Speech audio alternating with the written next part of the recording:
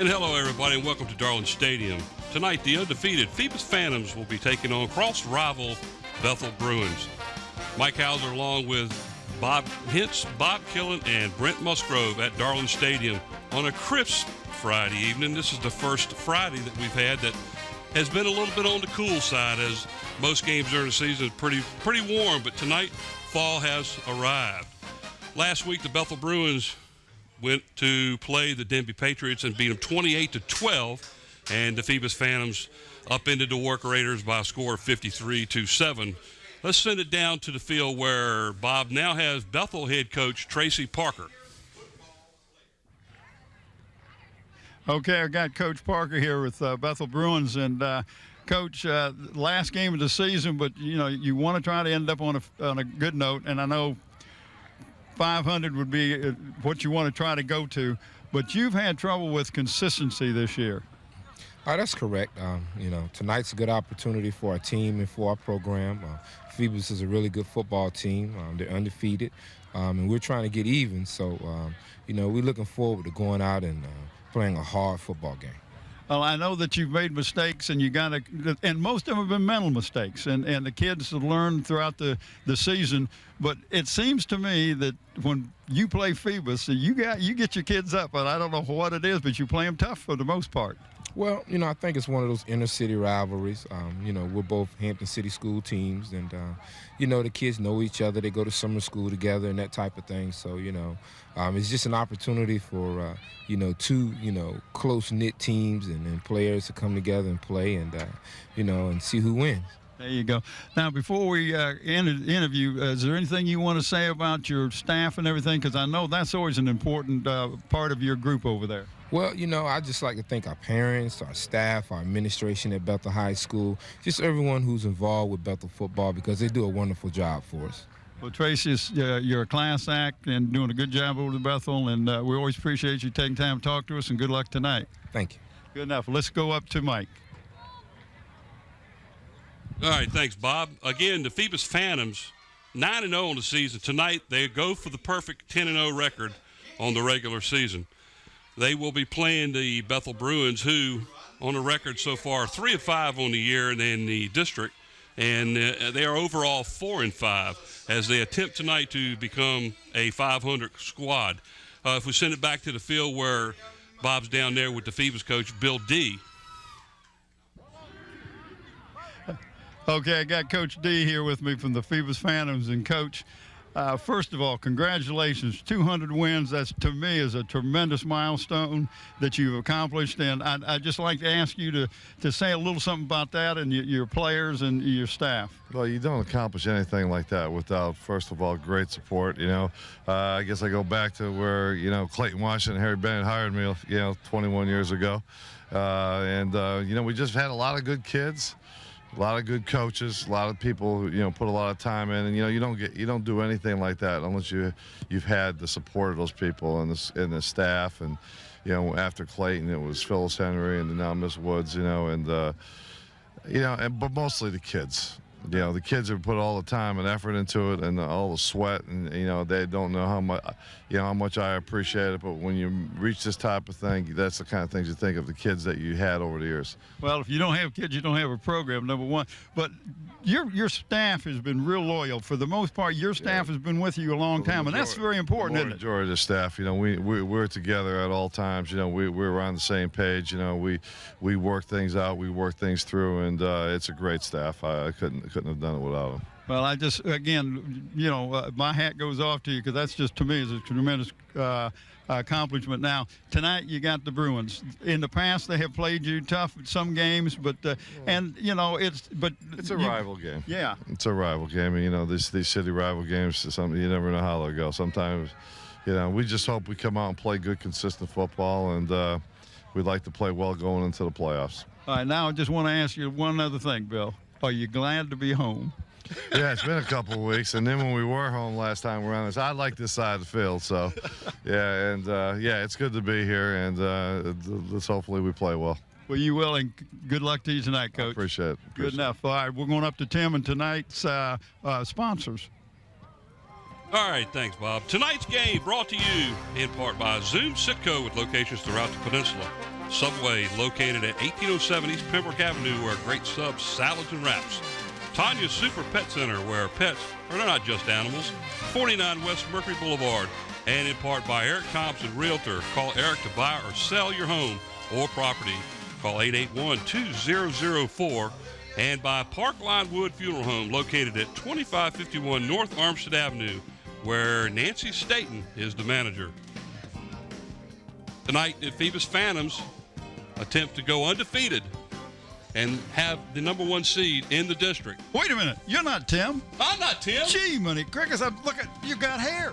Tim didn't have any hair. No, I'm sorry. I messed up again. Wait a minute. I got to go get a haircut. I got to get rid of this hair. I got to lose about 100 pounds. I mean, you know. Oh, no. My voice has got to go up. If you kick me in the wrong place, my voice might go up, and it might sound like this. Yeah, well, let me tell you something. If you lost 100 pounds, you're going to get a Christmas present from Tim Cole, because you tell him he's 10 pounds, 100 pounds less than you. No way. Hey, good. There's great night for football. We got a homecoming. Cool. Nice. And this is football weather, Mike. This is what we look forward to all year long. These kids are really excited because it's homecoming, and it's going to be tough for the Bruins to stick with this team if they get going good. I remember talking to Tommy Austin when Kickingham played them. Kickingham should end up 8-2 this year, but the coach says it's like going downhill when you lost the wheel. You just got out of control, and sometimes that's what Phoebus does to you because they have such good skill position athletes. These kids are really, really good. Well, the Bethel Bruins have a very good team. They've just kicked themselves, throughout the year. They've had very close games. They played Hampton tough. They lost to the Kickingham Warriors by a score of 3-0. Yeah. And so this is a team that if they play together on the field, they could give Phoebus a good game. Yeah, well, what's hurt them in the past have been the mental mistakes, a lack of consistency. They need to execute to get things to work right, and they need to finish good. And what has happened is that they get the fourth quarter and they just can't finish. They've lost a lot of close ones. They've lost a 7-0, a 3-0, a 14-7, but they're not patient. They just go after things without thinking, without being consistent with what they're doing, what the coaches have tried to get them to do. I feel sorry for the coach over at Bethel, Tracy Parker, because you work hard at getting these kids to understand what you want to. And Mike, when I coached basketball and I'd had a timeout, I figured out that the last thing I told them was the only thing they remembered after the timeout. That's true. So what I had to do is I had changed my philosophy, get them to sit down, get them to understand with about 15 seconds ago, and then I said, okay, this is what we need to do. Then they would remember. So, sometimes the kids just forget. But you have to understand, these are youngsters. These are not seasoned veterans. This is not the college, and this is not the pros. Well, last week the Bruins did respond as they came back after that real tough loss to Kickingham 3-0, and they defeated a decent Denby team this year who surprised a lot of people. Well, see, the two coaches, the coach at Denby is real good friends, Tracy Parker. That's almost like Phoebus going to Warwick, right? Yeah. Yeah, they went to high school together. But there's a couple things I do want to talk about. We talked about last broadcast a couple weeks ago, and this was when we had Hampton and Phoebus playing, and there was the call that there was 12 men on the field, and I talked with the head of the officials, and he says as long as there's not an intent to deceive, and a lot of times as soon as that 12th man is going off the field, he passes that outside official, Mike. He's off the field as far as they're concerned, because they've got to focus on the plays being handled on the field itself. So it's not like having a college crew where they've got right. referees down the line that can physically see it. The referee that's on the line of scrimmage has got to be focused on the snap of the ball. Absolutely. So, that sounds like a legitimate. Right. So, as long as there's not an attempt to deceive. Another thing that we need to talk about, and this was some of the things that we said wrong during our broadcast, is when the clock was running after a penalty. Well, it will run after a penalty, except if the penalty is a delay of game. Because if your team is ahead, you keep taking delay of games until the clock run out. Right. So the referees will stop the clock at that point just to stop you from doing that. Right. So you can't do that. So these are just a couple of things that we needed to make sure that we got right. And I don't know what this is, Mike. I'm looking at that and I'm thinking, what's the 28th of Tuesday? I know what that is. The 28th of this month? No, not the 28th. On Tuesday of this month. Guess who's going to be 28? Mike Nowinski. Now, I know he looks older than that, but he's really going to be only 28. He's only going to be 28? On the Tuesday of this coming Tuesday. Well, everybody stay tuned because we'll see a picture of him. And everybody at that point can judge for themselves. Yeah. Oh, my. Oh, man. We working. Mike does a good job. He's one of the sideline cameras. In fact, we got a couple minutes here. Let me talk about our crew tonight. We got a great crew, and we don't get to talk about them enough.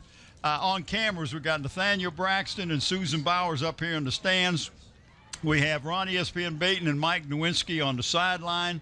On the camera crane, we have Monique Bird, graphics and animation, Andy Foley, slow motion instant replay, Andre Mattingly, camera control, Sarah Myers, production assistant, there's a happy birthday boy, production assistant, Renee Camden, chief audio engineer, Don Chiraus. We also have Jeremy Ferris down there working with the crane, and audio and chief engineer, of course, Don Chiraus, I've already mentioned him, and the director, producer, Scotty Beam Me Up Bowers. Now, Chiraus told me to mention his name twice tonight. Did I do that? Who, Chiraus? Yeah, Chiraus. Did I mention Don Chiraus? Yeah. I didn't know if I mentioned it. Let's say it a couple more times. Mr. Don Chiraus. That way, everybody knows that Mr. Don Chiraus works for Scotty and the crew. Listen, Sorry, dude. We're going to pick a player of the game from both these teams tonight, and that player will receive a shirt. This shirt comes from Tidewater Team Sports, and they're located at 11839. That's 11839B, Cannon Boulevard in the Oyster Point section of Newport News. That's your one-stop sports headquarters for screen printing, embroidering, uniform, apparel. Call 594-0411. Talk to David Chubb or Terry McNamara. So we were very fortunate to have them. And, of course, we're proud to have Zooms as one of our corporate sponsors again this year. They've supported the student athletes in City of Hampton schools for many years. David Allen and Zooms have always been a big part of our broadcast. We got the ref crew. I tried to give them to the truck, but nobody would answer the thing. So we're not going to have them on our screen, but you can mention them when they get out there, if you would. And our crew, who is it? Yeah, the referee tonight is Jim Mayhew. Okay, go ahead and go through the rest of them. Referee Jim Mayhew. The umpire is Tim Brain. The linesman is Ken Matthews. Line judge is Steve Singleton. The field judge is Ivy Allen, and the side judge is Sean Whitfield. Whitfield. Here we go. Mr. Mayhew, these are the captains from Bethel High School. Captain Jones, Captain Mullins, Captain Parr, and Captain Furman. Phoebus, again, Captains Robinson, Ward, Wright, and Vincent. Yes, sir. All right, guys, just two things. Yep. You guys are the captains. I need your help. Co-captains are number 11, Matt Wright. Okay? Number 2, Don't let Denise anybody get Robinson. away Number with 12, anything. Bruce If you spot Benson. And number something 3, before we Aaron do, Ward. nip it in the bud, because once we find it, it's going to be 15 yards, okay? Can I get your help? All right, appreciate it. The other thing is the penalty enforcements. Some of these things carry as many as 3 options. I'll try to give you the option that's best for your team first, but once you make a choice, that's what we're going to have to go with. If you have a question, just get me to run through it again, all right? Okay? All right, let's see. We have a toss early. Bethel called heads, it was tails. We won the toss and elected to defer, correct? Okay. Okay, so you're taking the ball, and if I remember right, you're receiving down that end, you're going to kick from here, right? Okay, let me get you guys to face that. You guys around here. Going toss has been. Well, that call kind of says it all, doesn't it? I think he got it down. Yep. Bethel Bruins will take the ball first, as they'll receive the kick from the east end. Well, that's because Phoebus deferred. Phoebus deferred, and We'll show you the Bethel Bruin offense first, and then we'll show you the Phoebus Phantoms defense while they're getting ready to go on the field. And want to welcome our new corporate sponsor, Tanya's Super Pet Center, located at Langus Square Shopping Center. The aquatics department features 22,000 gallons of fresh and saltwater fish and small animals in the bird department. They are located at Langley Square, that's 49 West Mercury Boulevard, and the Subway, 1807 East Pembroke Avenue, and they feed us every night up here when we do it. You can order the box lunch, party platter, or special for the next meeting. See Keith Patel at the Buckrow Beach area Subway. Here we go with our starters. Showing Bethel's, and it is. That's Darius Mullen, the quarterback, along with Antone Jarvis, the flanker. Josh Jones, tight end. The split end is William Weaver. The fullback is Barry Moore, and the tailback is Jeff Fulgham. Your linemen is Derek Moore, Nick Spivey, Brian Holliday, Andre Morgan, and he took it away before I could read it. Hub day. Oh, you got to be quicker. You got to be quick. Andy's. Thanks, Andy. Oh, well, we'll give you the Bethel, the Phoebus defense in just a minute. Goodness gracious. All right, Phoebus Phantoms will be kicking off to the Bethel Bruins. Deep for the Bruins, number 14, that's Barry Moore in the middle of the field.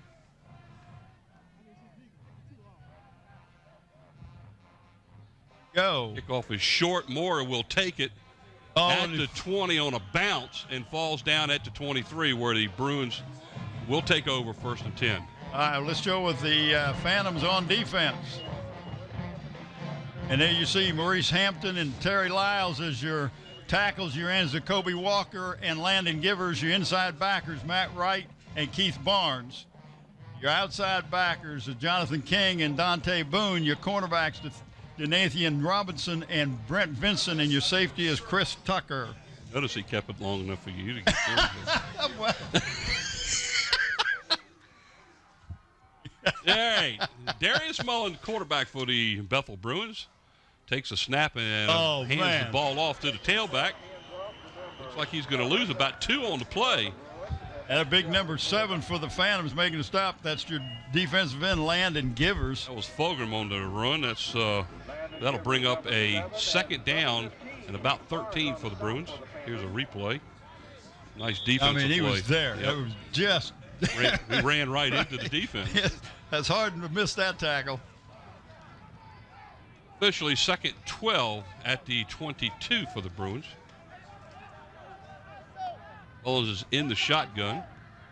Mullins is a pretty good passer, left-handed. They got 4 wideouts, 2 to the top of the screen, 2 down here to the bottom. It's a draw. That's a draw all the way. Nice play, too, because he gets almost a 1st down. Looks like he's going to be about a yard shy. Well, Gain of about 11. You had your safety man making the tackle, number 8, Chris Tucker. You don't want your safety to making the tackle. Now, that was a designed play right off the get-go as he got 11 on the play. That's going to bring up 3rd down and a little bit more than a yard. That sure gives them a better working margin than they had before. And everybody knew for sure that they were going to pass the ball, right? Well, they had the fullback stayed back there. Looks like they got a couple of tight ends this time, 2 wideouts, and it's a keeper up the middle by Mullins out to the 35. That's going to be good for the 1st down. If you got the 35, you got it. Gain of about 2 on the play. 1st and 10 for the Bruins. 35. Opening seconds of the 1st quarter, no score. Guess the temperature, what's about maybe in the mid to low 40s right now. That's the coldest evening of any game we've had so far this year. But this has been a good one, though, really. This was a good golfing day. I'll talk to you about that. As bad as I played, still made money today. In the shotgun again is Mullins. Same lineup as they had a minute ago, but this time he hands off to number 7. That's Jeffrey Fulgham. Looks like number 14 got the ball, Mike. Am I mistaken? It was Moore. Yeah, I thought it was the fullback. I thought it was 7, but it was Moore. So Moore picks up just about 2 yards on the play, 2nd down and 8 from the 37-yard line of the Bruins. That was the same alignment that they had a little while ago on that quarterback draw. And what they did was they moved Fulgham out over here to a wideout. Well, he's pretty good pass receiver, Jeffrey is. And they like to get him the ball as many touches as they can. He's back there in the tailback's position right now. 2nd and long, and it's nice. No, he slipped through that tackle, and Mullins is going to get out near the 45. He's at the 45. That should be real close to a first down. Depends exactly where they mark it, but I believe he got the first down. See, which foot do they mark? Watch this, how he just real fake right there. The defensive end did what he was supposed to do. A crash took the pitch man, or I think it was a defense, might have been the outside backer, got the pinch. Look where they marked it. You can see a good view of it right there on the back side of the line. And on the replay, I thought he went out of bounds on the forward side of the line. Well, our angle's not real good You're here, right. but so it's right on the mark. Whatever it just depends on. Well, either way, Jimmy Mayhew gives them the first down, so it's 1st and 10 on an 8-yard run by Darius Mullen. So that's their second first down. Talk a little bit about the coaches. Bruins are head coach Tracy Parker, assisted by Al Muhammad, Larry Estep, Wayne Jones, Dan Richards, Matthew Winder, Darrell Walker, J.C. Clements, Arthur Savage, and Gus Coleman. And I'll give you the Phoebus coaches in just a second. Good staffs on both of these crews. Again, they have 4 wideouts. Mullins in the shotgun.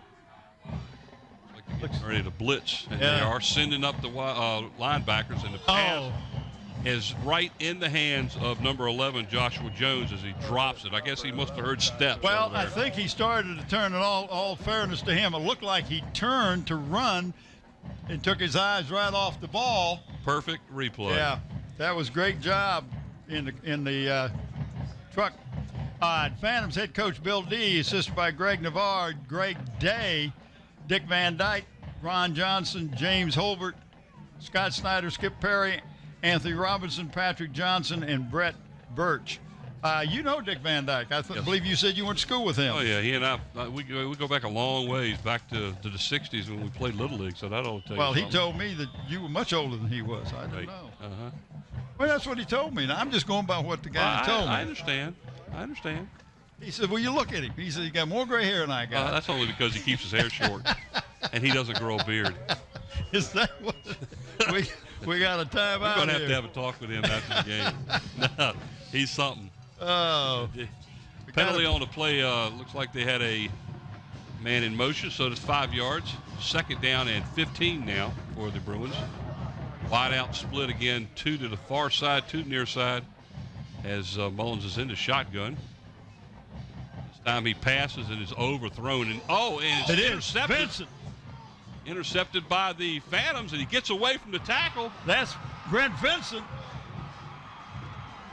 As he is brought down by Moore all the way down on the 10-yard line. The pass must have slipped out of Mullins' hands because it was well overthrown. Well, let me show you this young man running the ball on a replay, and it was tipped.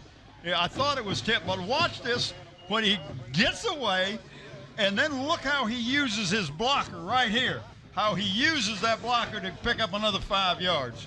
Great run back by Vincent. After the interception, the Phoebus Phantoms are in business. 1st and goal with the ball resting right on the 10-yard line. Oh, I tell you got to love Vincent. That was great. That's a young man that Brent Musgrove talked about earlier, but the young man catching the ball, he says, what a nice athlete this guy is. Ward on a keeper. Inside the 5 down. Inside. Did he fumble the ball? Now, let's see what they did. He did fumble it. Yep. As he fumbled it at about the 3-yard line, and the Bruins are going to take the ball back at the 1. There was a flag on the play, but I bet you it was on holding. I don't see a flag out there. Right there. Number 11 for the Bruins knocked that ball out. That's Joshua Jones. So the Bruins will take over. Back-to-back turnovers. Ball sitting right on the 1-yard line. Oh, they kept him from scoring, but that was a nice defensive play, stripping the ball out of Ward's hands. And that was Joshua Jones. What a nice job he did. Made up for that drop pass he had over there. But sometimes when you are just trying to get that extra yard, somebody comes from behind you. Nobody hit him from the front, knocked the ball out. Now let's see what happens here with the Bruins way in deep in their zone, and it's a keeper by Mullins out to what looked like about the 2-yard line. He ran into a host of number 58 and number 75 for the Phantoms. 58 is Terry Lyles, and 75 are Maurice Hampton. That's your two tackles in there, and they both converged right on Mullins. Looked like what he picked up, maybe picked up about a yard. About a yard, huh? Second down and 9. This is a location that with the ball, you know, they're going to have to be real careful here. Well, they don't want to give up a safety here or another turnover. You got to be real careful here. You're absolutely right. Mullins is in the shotgun, standing about 5 yards deep in the end zone. Wide receiver in motion for the Bruins.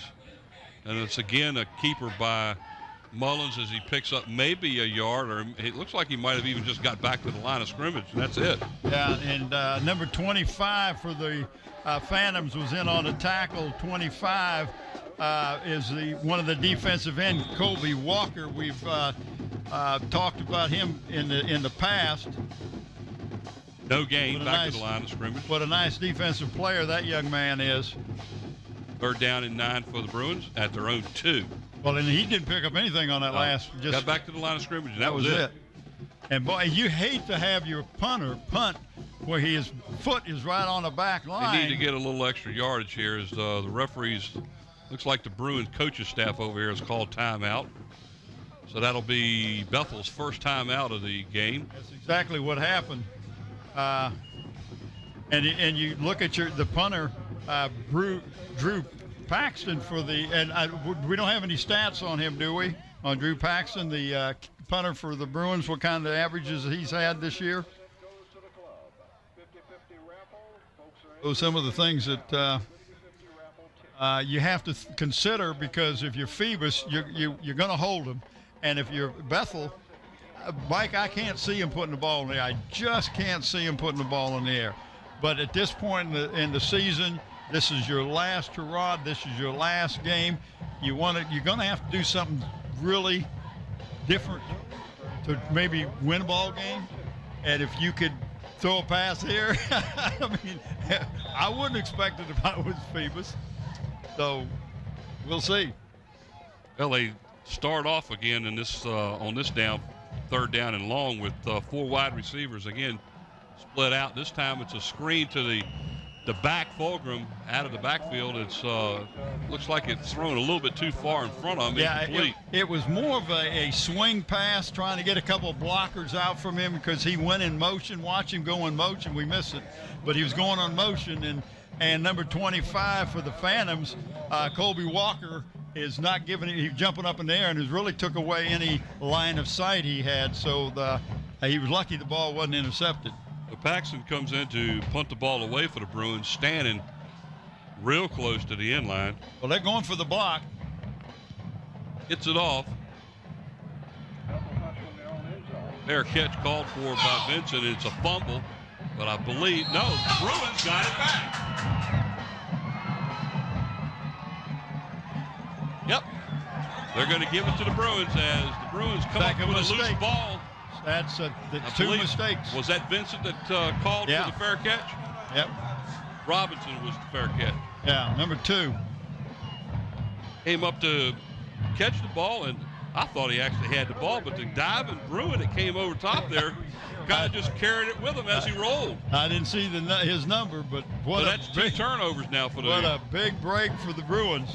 Turnovers for the Phantoms. That's 1 turnover for the Bruins so far. As the Bruins will take over again, 1st and 10 at their own 20. That's the 2nd turnover for the Phantoms, right? Yeah. I think I said that. Oh, I thought you said 1. 2 for the Phantoms. 1 for one for the Bruins. I got you. 1st and 10, ball sitting at the 27-yard line for the Bruins, who take over again after the fumbled punt. The umpire there calls a flag, and he's sitting there counting players. And I believe Bethel has 12 players on the field. Well, there's only 11 on the Phantoms. Well, that's a 5-yard penalty. Illegal substitution, I think they call it. Yep. Yeah, they just took a player off the field. There was 12 on the field, so the Bruins 5-yard penalty start back. You want a different formation? That's a different formation. Mullins on a keeper around the right end is going to pick up, looks like about the 5 yards they lost on the penalty. That's going to bring up 2nd down and 10. at the 27. That's just again, quarterback keeper number 7 for the Phantoms making the stop. That's the defensive end, Landon Givers. 6:40 to go in the first period, no score.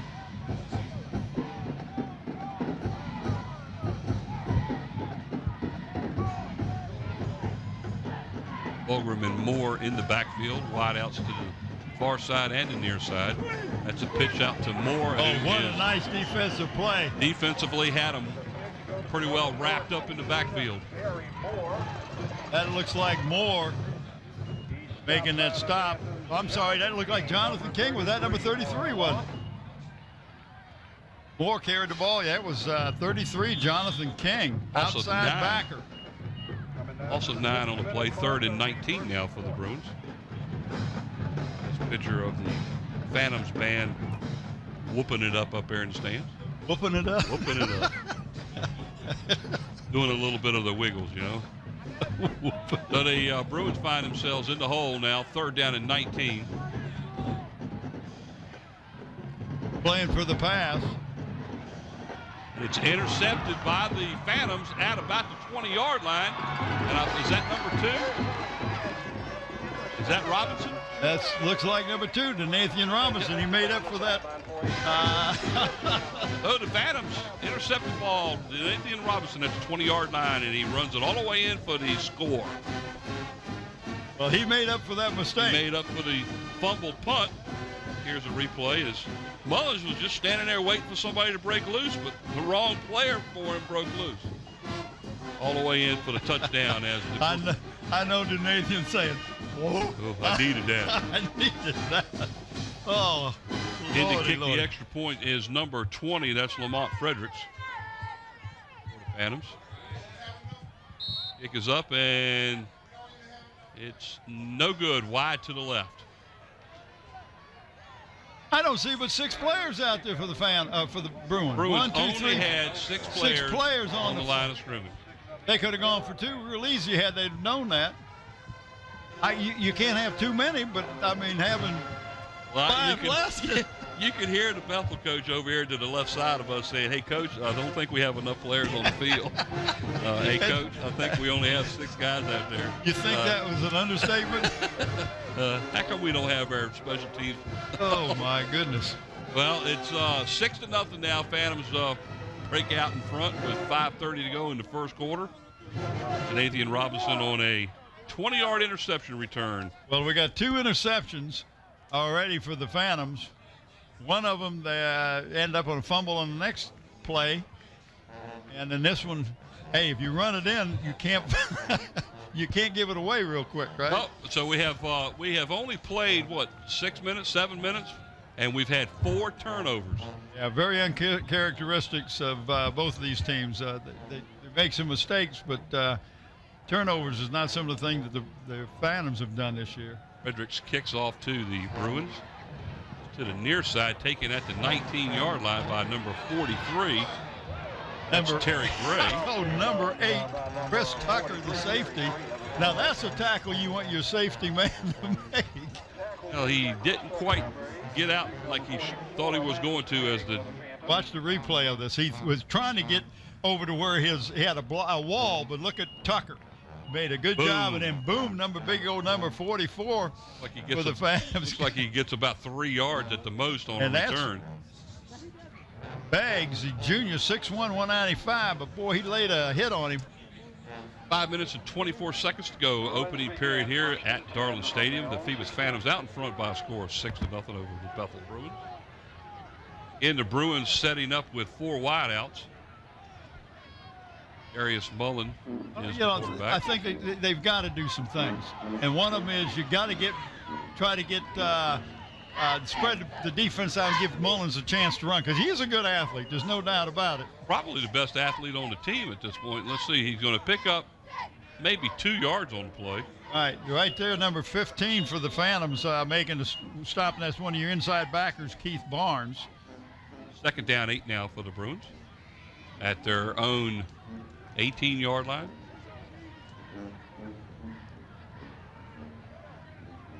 You know, you look at the Bruins, and right now they're just trying to get to 500 and end the season on a positive note. And of course, the Phantoms, they want to go into the playoffs with a. Well, that pass was intended for William Weaver out here, and again, it looked like the Bruin player decided to start running before he had the ball and dropped it. And you know, sometimes when things start going wrong like that, Mike, it just seems to just just everybody starts doing it. It's just one thing after another because he is wide open. But again, he's starting to move. Was there, though. He started to move before he got the ball. You could see it right there. Good camera work, guys. Timeout was called by the Bruins. Again, that's their second of the first quarter. They have one left. One left for the Bruins and three for the Phantoms. Well, you're looking at third and real long, so you got to do something. Tracy Parker is you know, you can only do so much as a coach. The players are the ones who have to perform. Yeah. And, you know, when I was coaching basketball, it seemed like if your good ball player would miss a free throw, pretty soon everybody's missing free throws. And then another night, the first guys that go up there start making them. People that don't normally make free throws are making free throws. So it just kind of, you don't know what makes it happen, what it does, but it just kind of goes through the team. And that's what's happening right here tonight for the Bruins. They've had two drop passes, wide open receivers, but I don't know if they're listening to hearing the footsteps, Mike, or if they try to run. It looks like me they're trying to run without the ball. Well, I think that was kind of real obvious with Weaver on that play. He actually started to make his move before the ball even got to his hands. And losing concentration on catching the ball usually results in an incompletion. Third down and long as the Bruins are looking at the linebackers and everybody else blitzing for the Phantoms on that play. Number 82 for the Phantoms making the stop. 82, who is that? I don't have 82. Like 25 was the first one that went through the line, Colby Walker. Yeah, but I thought I got an 82. So, 82, I'm sorry. That's Davenport. No, that's Dominic Davenport. Yeah, big kid, just a freshman, 6 foot 235. Well, Paxton is back in to punt the ball now. He's just standing on his own goal line. We got double. It's a fake. Oh, what a play! And it was incomplete. The pass was intended for number 15. But what a nice hit Perry. Oh, what a hit! You know who that was? That Matt Wright, number 11, leveled him. Well, what a nice I'll tell you call. what, it was a perfect call. The pass looked like kind of a... Well, if the pass hadn't looked like a wounded duck, of course it was centered so high. But it was on target, but he was waiting for it. And he didn't get hit until after the ball got there. It was a perfect hit. And so the fake punt doesn't work, and the Phantoms take over 1st and 10 at the Bruins' 13-yard line. So that sets up the Phantoms in good shape again. What kind of field position they've had tonight already? Well, that might have been a mix-up in the backfield as looked like the running back. I don't know if the running back went the wrong way or if it was a. When Ward turned around and handed it to him, there was no running back there. It looked like it was a busted play. And this is not what Bill D wants to see. He doesn't want to be sloppy. They lose just about 3 on the play. 2nd down, 13 outside of the 15-yard line. Got Haroon Brown and Mathis in the backfield. And I want to apologize. They're called. He was getting ready to throw that quick out to look like Vincent and was hit just as he was letting go of the ball, and it went right straight to the ground. Now, I was calling Haroon Brown Haroon, and it's an N on it. It's Haroon Brown, and I apologize to him about that. I like the name, Haroon. But he got hit. Watch him get hit just as there he goes. Nice defensive play. Who's that, 48? Yeah, that was a flanker screen to Vincent. I believe that was Dickerson of the Bruins who got in on that play. What was 49. his number? 49? Yeah. That's who it was. He's out there. I don't. They should be playing on there, but So that's going to bring up a 3rd down and 13 for the Bruins, or for the Phantoms. Not real sure what's going on here now as Jimmy Mayhew has. There's a good shot of Nathaniel Braxton. Nathaniel's got a truck that gets about 6 miles to the gallon, and it backed up by itself, ran into a gas station because it was only $1.99. That truck knows. When the gas is on sale? Yeah.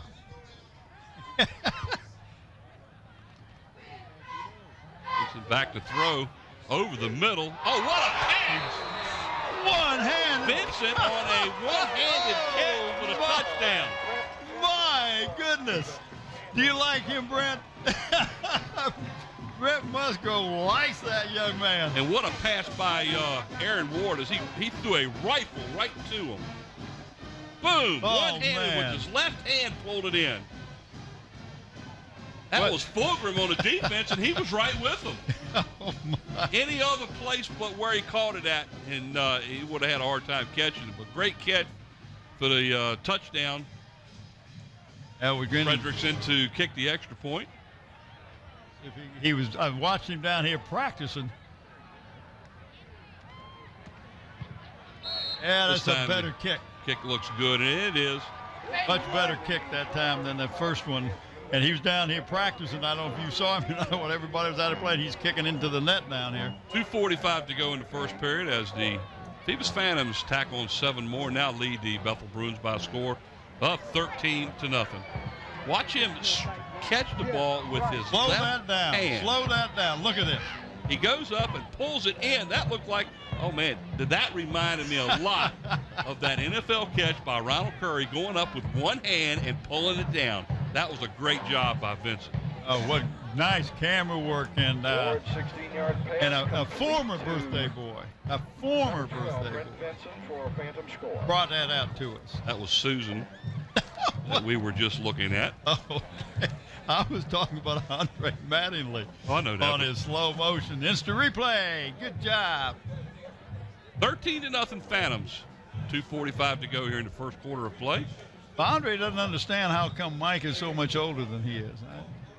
Andre graduated from high school before Mike did. But that Mike is older. I don't understand that. Trying to say something? Are you trying to start something? Is that what it is? No, I'm just saying what Andre told me. Fredericks to kick off for the Phantoms. Taken at the 14-yard line. That's Terry Gray on the return as he gets the ball out near the 20. Looks like it's going to be about a yard shy of that at the 19. Up by number 25 for the Phantoms. That's Kobe Walker. Replay of the kickoff. Gets about 5 yards on the return, and down he goes. First and 10 for the Bruins at their own 19. 2:39 to go in the first period. Bruins trailing the Phantoms 13-0. Last regular season game of the year for us. Next Friday, we will be here. And more than likely, it'll be the Phoebus Phantoms. Phoebus Phantoms, and probably playing Maury. We don't know for sure, but that sure looks like that might be what is going to happen. The Crabbers will be playing Indian River next week in the opening round of the playoffs. Mullins on a keeper again.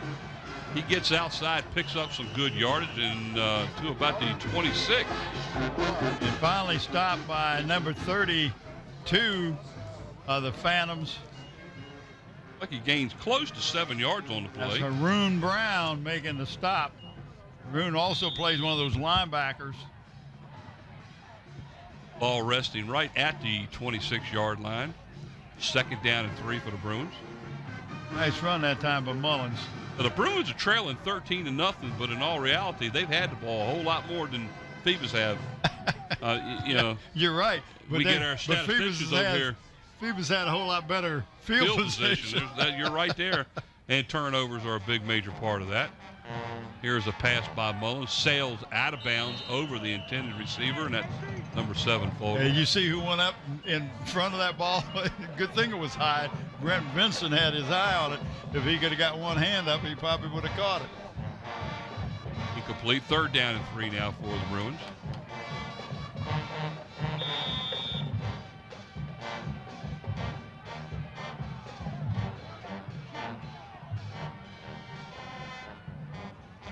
Bethel Bruins need to get something going. You know, they picked up what, 2 first downs? And that was on their opening drive. On the first opening drive, and they haven't done anything since, have they? And it looks like they're sure taking their time getting this one off. They'll be real lucky to get this off without a penalty. Well, they did. The handoff to Moore up the middle to about the 25, and he's going to lose almost a yard on a play. Number 7, Landon Givers, again on the stop. That young man has played some tremendous football in the past, playing from that defensive end position. Shows a lot of speed and a lot of good technique out there. Now it's 4th down and 4 for the Bruins, and it looks like they're going to go for it. Well, it's hard to believe that you're going to go for it, but that's exactly what it looks like. Yeah, but I think the Bruins, somebody's going to call a timeout. Phoebus going to call a timeout. You're going to go for it. Well, then we got to get a different defense in there. They were Gotta make looking sure for the. That's right. Yeah, they're looking for the punt. I tell you what, the ball's sitting down at the Bruins 25-yard line on a 4th down and 4. And I don't know maybe where they were going to attempt to try to draw them offside, didn't call a timeout, but it seems hard to believe it that the Bruins would be going on a 4th down and 4 that far in their own end zone, already trailing. Yeah, that just it doesn't compute, except that if you're Tracy, you say, you know, what do we got to lose, right? We don't have anything to lose. Oh man, look at that. Oh, 2 birthday boys. Now look, doesn't Andre look a little bit younger than Mike? Mike's had a hard life, I think. Well, actually, Andre takes a better picture. I didn't say that, Mike. Sorry, Mike. All right, now they got the punter in. Paxton punts the ball away. It's a decent punt this time. Vincent goes over, and is he going to take it? He does. He picks it up right at the 41-yard line. And just lets the defense run by him. That's exactly what he did, and he's going to end up taking it all the way to the house. I don't see any penalties. 60 yards as Vincent actually stood there and watched his defense set up and goes all the way in for the score. Well, sometimes on a punt, your players overrun. But well, let's see how many Bethel players actually overrun them. There goes one. One, 2, 3, 4. 6. Another one.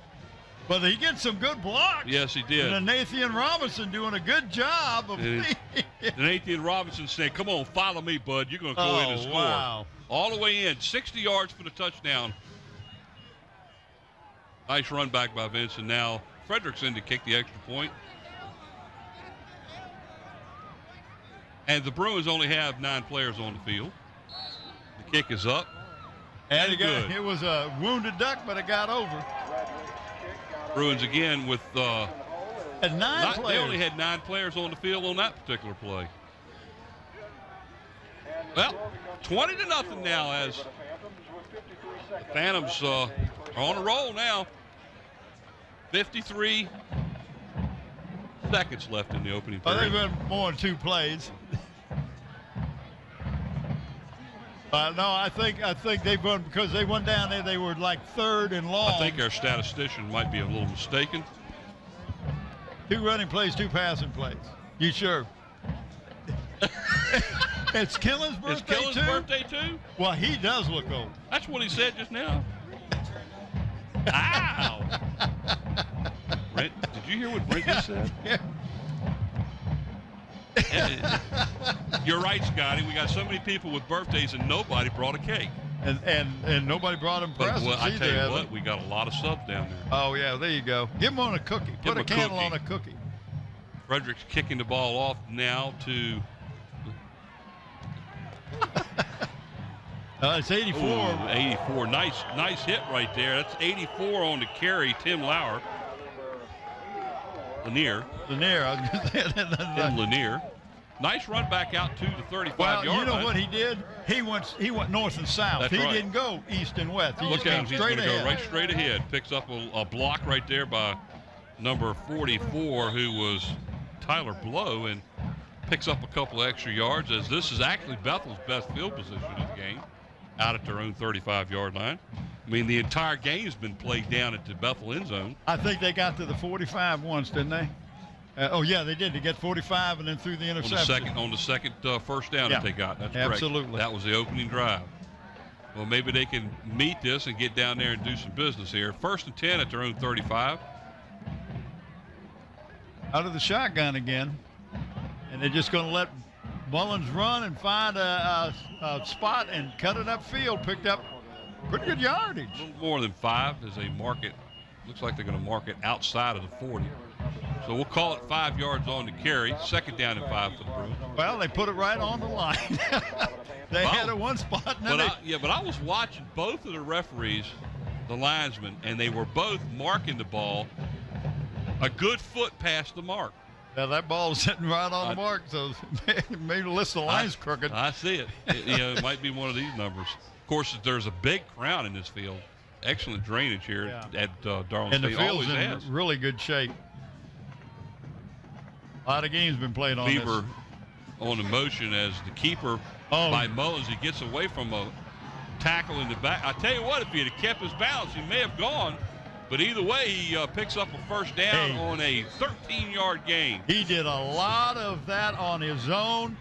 He ran through a lot of right here, gets through one tackle. Right here gets two more and loses his balance. Yeah, but that was a nice run. That was a good pickup for him. Well, we've come to the end of the first quarter of play. Really? Finally. The score after one period is the Phoebus Phantoms 20 and the Bethel Bruins nothing. Second quarter brought to you by our corporate sponsors. One of them Zooms, where you can get the Citgo gas. In fact, you go down here to the corner at $1.99. Down at the corner of Woodland and Mercury, Krispy Kreme donuts, hot prepared food. Zooms is proud to present the Eagle Award, which recognizes athletes who have excelled in academics. Zooms all over the peninsula. Also a corporate sponsor, Tonia's Super Pet Center, located at Langley Square Shopping Center with a cat and dog supplies by the thousands.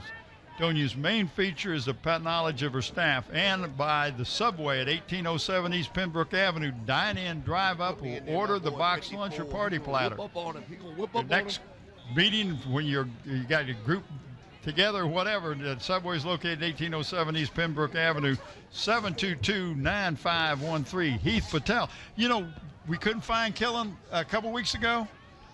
I know where he was. He was eating a 6-foot sub. He was visiting Heath Patel. That's it. Pitch out to Moore. Gets away from a host of Phantom tacklers and gets out to about the 40-yard line. Nice run of about 7 for the Bruins. Who was that who ran that ball? Moore? That was Moore. What a good job. Harry Moore, number 14. Here's a replay. Watch him get away from the tackle back there is another one, and then he gets kind of sandwiched. Yeah, but he picked up good yardage. Pick up with almost 7 on the play. 2nd down and 3 for the Bruins. Well, I tell you, the Phoebus staff is not going to be real happy. Mike, number one, you sloppy tackling like that will not make the coaches happy. And they're doing something now. They found something that's working. Was just handed some stats here. That was Fulgram just on number 7, right up the gut. Look at this.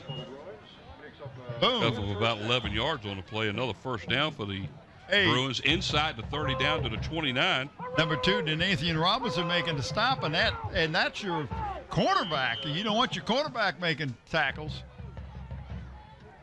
Timeout is called by the Phantoms. Coach D wants to talk this one. Absolutely. He's not happy with them. You got some stats there. Mullins on the night so far, 0 for 7 with 2 interceptions. Not going to do nothing if you can't get it. How many of them were dropped? Two of them we know of were dropped. Yeah. For the Phantoms, they've rushed the ball twice for 3 yards. They scored both times. And they scored. No, did they? Both times?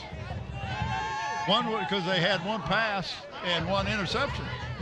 Well, they have rushed the ball officially twice in the game for 3 yards and a touchdown.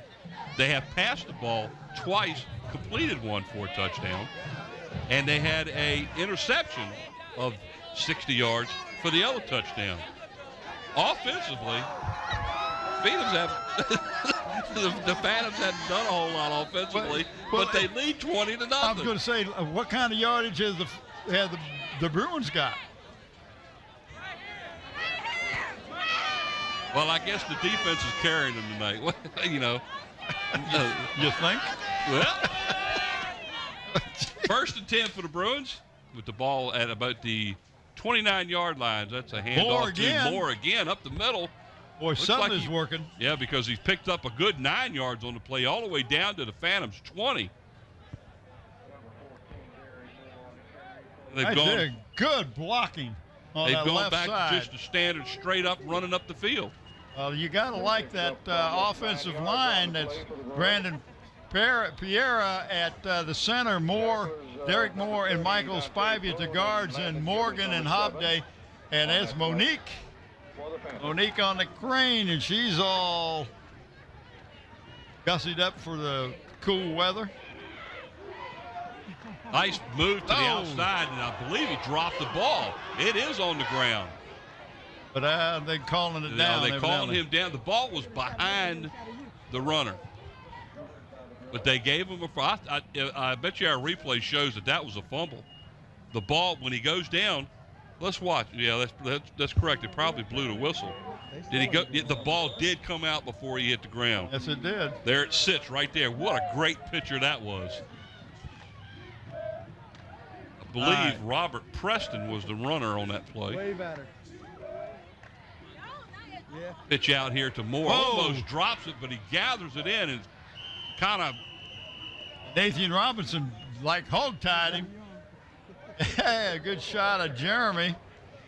He's the one that's moving Monique up and down on that crane.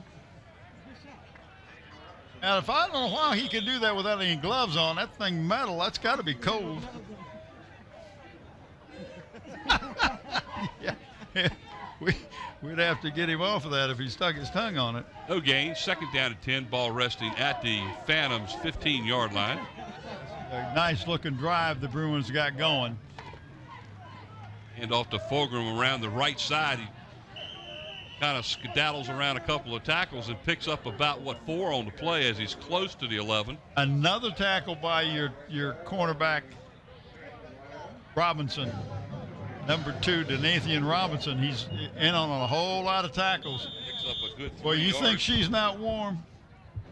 Replay of that. Well, I guess, yeah. Well, now we'll see the replay. Just arm tackle there was no good, but there's number 2, Robinson, making the stop. 3rd down and 7 at the 11-yard line.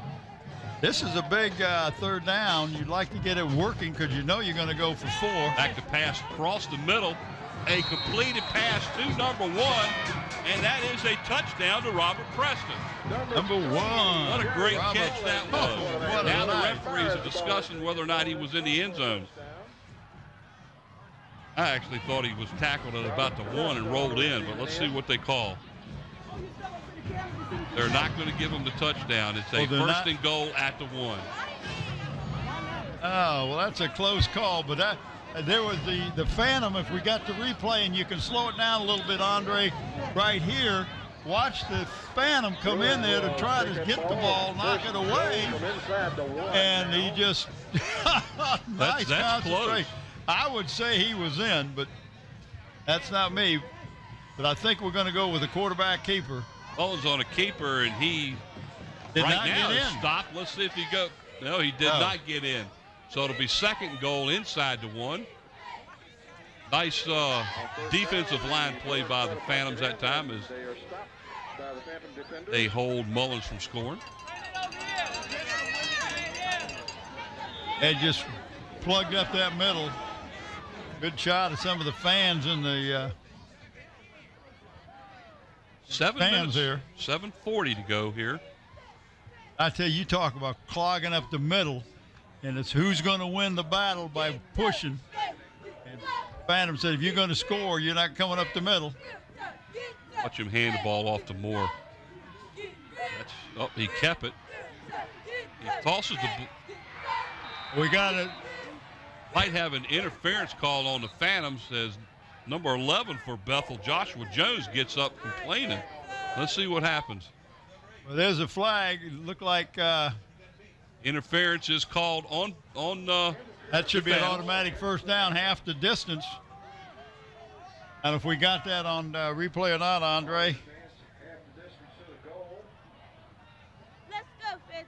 They calling pass interference. It is an automatic first down, so first and goal inside the 1 now. It looks like inside the 1 foot line as the ball is All right, Phoebus, real close let's to the go, goal line here.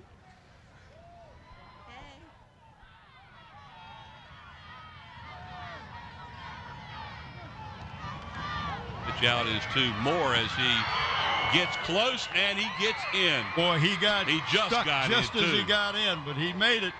As he got stuck by that defensive linebackers. I tell you, he was pushed back 3 yards after he got hit, but he did get in. Watch this replay. Nice right here. Watch him get stuck right there. Boom. Oh, he hit him good, too. That was Matt Wright. Matt boy. Wright along with Landon Givers. He stepped over the line. He just got hammered. All they have to do is that ball just has to break the plane, and now they're going for 2. Hands the ball off, and nothing, loses a yard on the play, so they don't get the extra point. I tell you, that Givers again on the side. I don't know how many times we've called his name tonight. And off to Fulgham is just short by about 4 yards.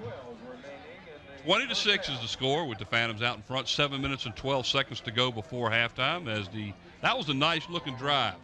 Oh, it was. And, you know, Bill D, I know, is very upset. And Greg Navard, who is the defensive coordinator for the Phantoms, got to be upset because it looked like the Phantoms were just saying, well, we've been stopping them and they haven't been doing anything, and they just ran right up the gut. And they tried to do arm tackle and stuff like that. You can arm tackle. Paxton is in for the Bruins to kick off now, and like Vincent. Vincent Robinson, and number 4 is Corey Vincent. 2 Vincents back there. Yep. Corey and Brent, along with Robinson. So we got 3 deep backs. Off is short, taken at the 25-yard line. Breaks a tackle or 2 and gets out to the 40, and then there's a flag. Well, that's probably on the returning team. Well, it was thrown by the referee back here, and it's illegal use of the hands by the Phantoms. That's a penalty out there. Is that their first penalty of the night? I don't know. Might be. First penalty of the night from. Second penalty of the night. Now we. That's right, because they just had a interference call in the end zone. So it's got to be the second one. Correct. 15-yard penalty puts the ball back at the Phantoms' 27-yard line, where the Phantoms will take over 1st and 10. This is their first drive that started in their own end of the field tonight. This is the worst field position they've had tonight. Most of the game's actually been played inside the 40-yard line of Bethel. But at this end of the field. Right. And off to that Mathis around the left end out to the 34-yard line. Yes. Replay of the Mathis run outside. Dennis did a good job just trying to get to the corner and just kept running, picked up good yardage. He picked up 7 yards on the play. That's 3 times the amount of yardage on the ground that they'd had so far in the game on one play. That's an amazing stat, you know, with scoring 20 points and they only had 3 yards rushing. And we're already midway in the second period. Hand off to the fullback. Is that 32? Yeah, that's Brown. He didn't get much. Picked up maybe a half a yard. Bruins line stuffed that one pretty good. And looks like he's going to pick up about a half a yard. It's going to bring up 3rd down and long 2. The Phantoms right short of the 35-yard line. We're just here to watch. All three of us did. Who's that? As a Good night to retired. football. Oh yeah. What's his name? Golly, he broke his arm. Broke his thumb in one game. Mathis. Richard Rawls. Thank Mathis you. on the carry as he loses about a half a yard. And the Bruins came up big on this play and stopped them on about a half a yard loss. 4th down and 3 now for the Phantoms.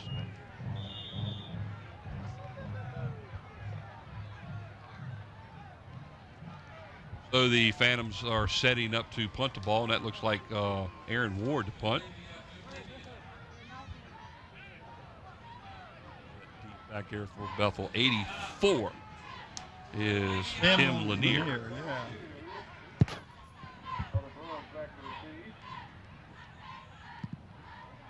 Nice punt, high. It's a little bit short as the Bruins let the ball bounce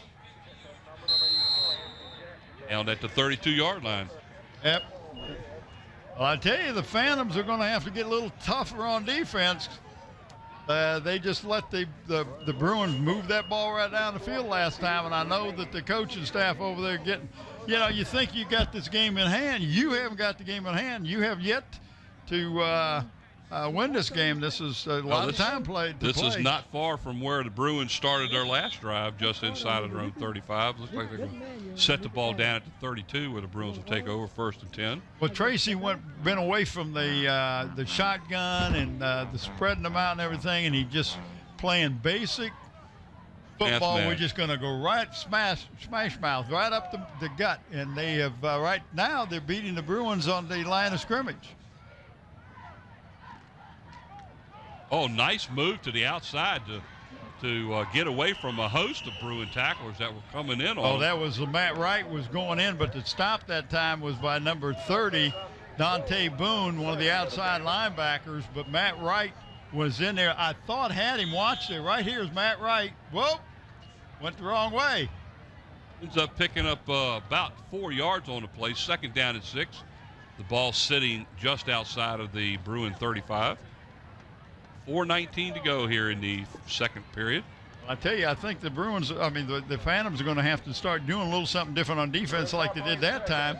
They really made the ball carrier go in an area he wasn't designed to go. Long pass that is just off the fingertips. I tell you, try to catch it one hand, I think maybe. That was number 7 for the Bruins.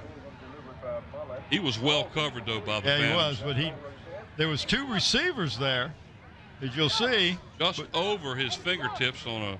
But you see he's going up with one hand. That's the only way he could get his hand on one over the outside shoulder, and he was looking back over the inside shoulder. It's going to bring up a 3rd down and 6 for the Bruins.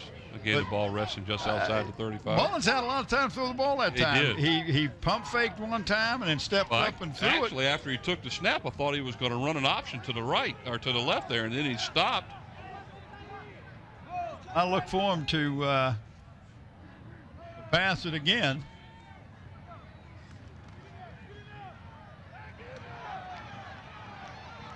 Oh, nice play. He fumbled the ball. Did he drop it? No, they're saying he's down. Our referee, Jim Mayhew, says no question he was down when he fell to the ground. So he ends up losing. Hey, guess who was in on that defensive play? Landon Givers again. Number 7, Givers again. Number 44 right there. 44 was coming in there too. 4th down and about 16 now for the Bruins after that big loss. Beggs again for the Phantoms. Punt by the Bruins. Like it goes out of bounds at about the Phantoms 44, maybe the 45. Well, it depends on where he's going to spot it, but it looks like he's putting it right on the line now. But at first, it looked like he was about a foot short of that. It's about 30 yards on the punt, and that's it. Then look where they put it. They put it right on the line. Yep. Well, let's see if they can do something this time. last time they had the ball, they went 3 and out. They being the Phantoms. First and 10 at their own 45-yard line. Just not looking real sharp. They may be looking ahead because they know they will be playing in a playoff game next week. There is a flag down. They're going to call that a completed pass. Well, he caught the ball, but he was on his knees when he went down. Yeah, he had to go down to get the ball. The ball That was not a short throw. That was not a well-thrown ball by Aaron Ward. He usually has a better touch on it, but we got a flag, and it's holding. And they lost 4 yards, so you might not take the penalty here. I think I'd take it and back them up 10 yards. Well, it's from from the spot point of of the foul, too. foul, I'm looking to see where the flag is. And the flag is sitting right at about a yard past where the ball. So that's, I mean, they're going to lose 14 yards on this play because this flag is, the penalty is marked off from the spot of the foul. Holding on the Phantoms. Well, I'd say 15. That's almost 15 yards. I think the ball is resting outside of the Phantoms own 30. They just don't look sharp. Oh, it's first down and 24. 3 wideouts to the near side here as the Phantoms, like they're setting up the pass as Ward drops back. He may take off, and he does. He's at the 40 and falls down at the 43, but he picks up almost all of what they lost on the penalty. Come here, stand here with me. That was a nice run. He did a good job of picking up some yards. He picked up about 12 yards. You're watching Phoebus High. You're watching Phoebus High School homecoming on HCS. Do a little bit of job. Do you read lips? I don't read lips. That's a little promo. He's down here for he's got the little sash on. He's part of this homecoming thing. Ward gets taken down at the original line of scrimmage after a 2.5-yard gain on a quarterback keeper. Bruins putting a lot of pressure on him that time. Number 44 was back there. Got a replay who else was back there putting pressure on him, but that's Tyler Blow. Third down and just shy of 10 yards now for the Phantoms.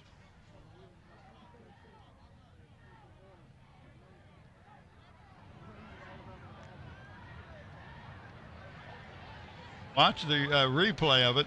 Almost got right him there. there. Blow was the one that made him get out of the pocket, and he finally tackled by number 2, Eric King, one of the Rovers. Put on a quick pass out here. That's Vincent. And he's going to pick up about 8 yards on the play, but he's going to be about 1.5 yards shy of the first down. Well, let's see if Bill will go for it, and he just might go for it to give his offense a little bit of jolt there.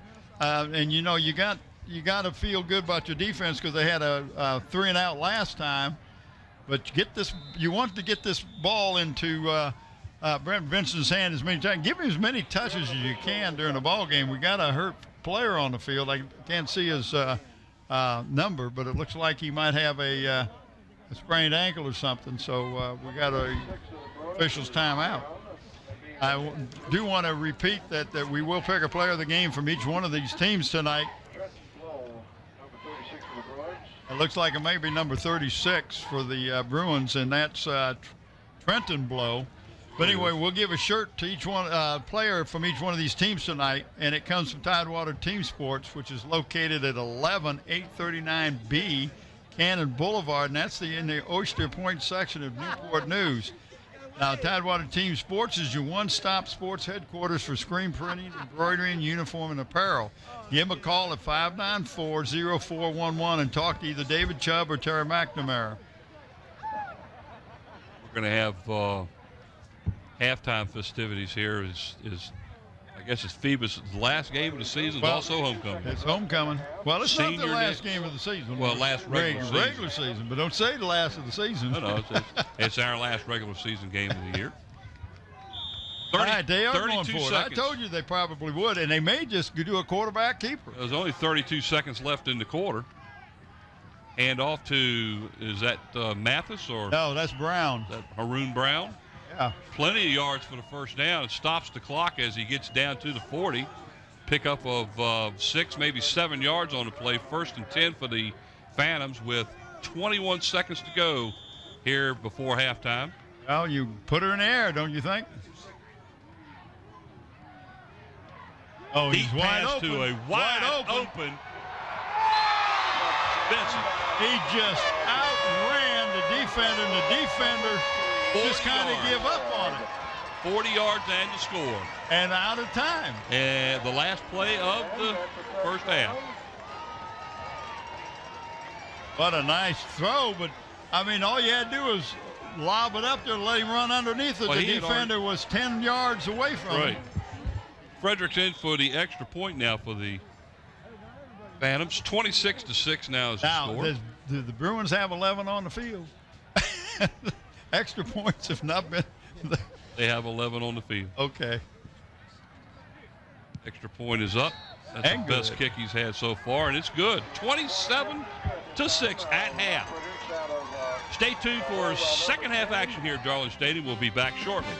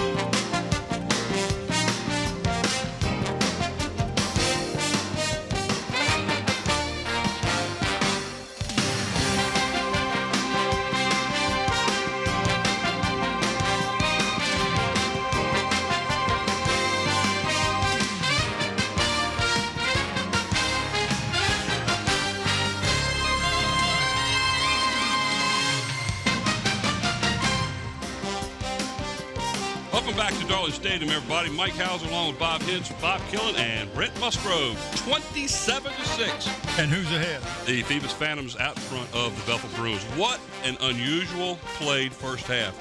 Waiting to hear the stats. Hey, Phoebus rushed 8 times for 32 yards. That was total for the first half. For the first half. Bethel Bruins, they rushed the ball 28 times, 77 total yards. Their leading rusher was Darius Mullins, had 45 of those yards. Well, 18 for Aaron Ward, and he was the leading runner for the Phantoms.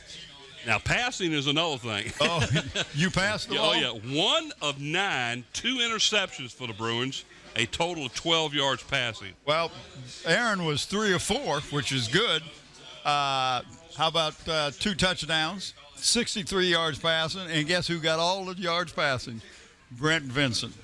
And 2 touchdowns. Well. Vincent played well tonight. Yes, he did. First downs for the Bethel Bruins, they had 7 of them. We had only 3 for the Phantoms. Yeah, I mean, that's what I was reiterating. Yeah. Weird stats.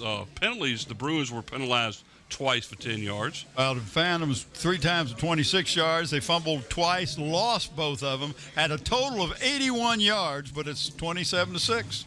And the Bethel Bruins had a total of 89 yards. Not You're right. much offense, but the scores came on some unusual plays as we get started here in the second half of play as the Bruins kick off to the Phantoms. Number 2 for the Bruins, Eric King along with Tyler Blow making the stop as you watch the replay here. The Phantoms will take over 1st and 10 at their own 41-yard line, 27-6. 27 points on a total of 81 yards. Yeah. The Phoebus Phantoms had a couple of turnovers.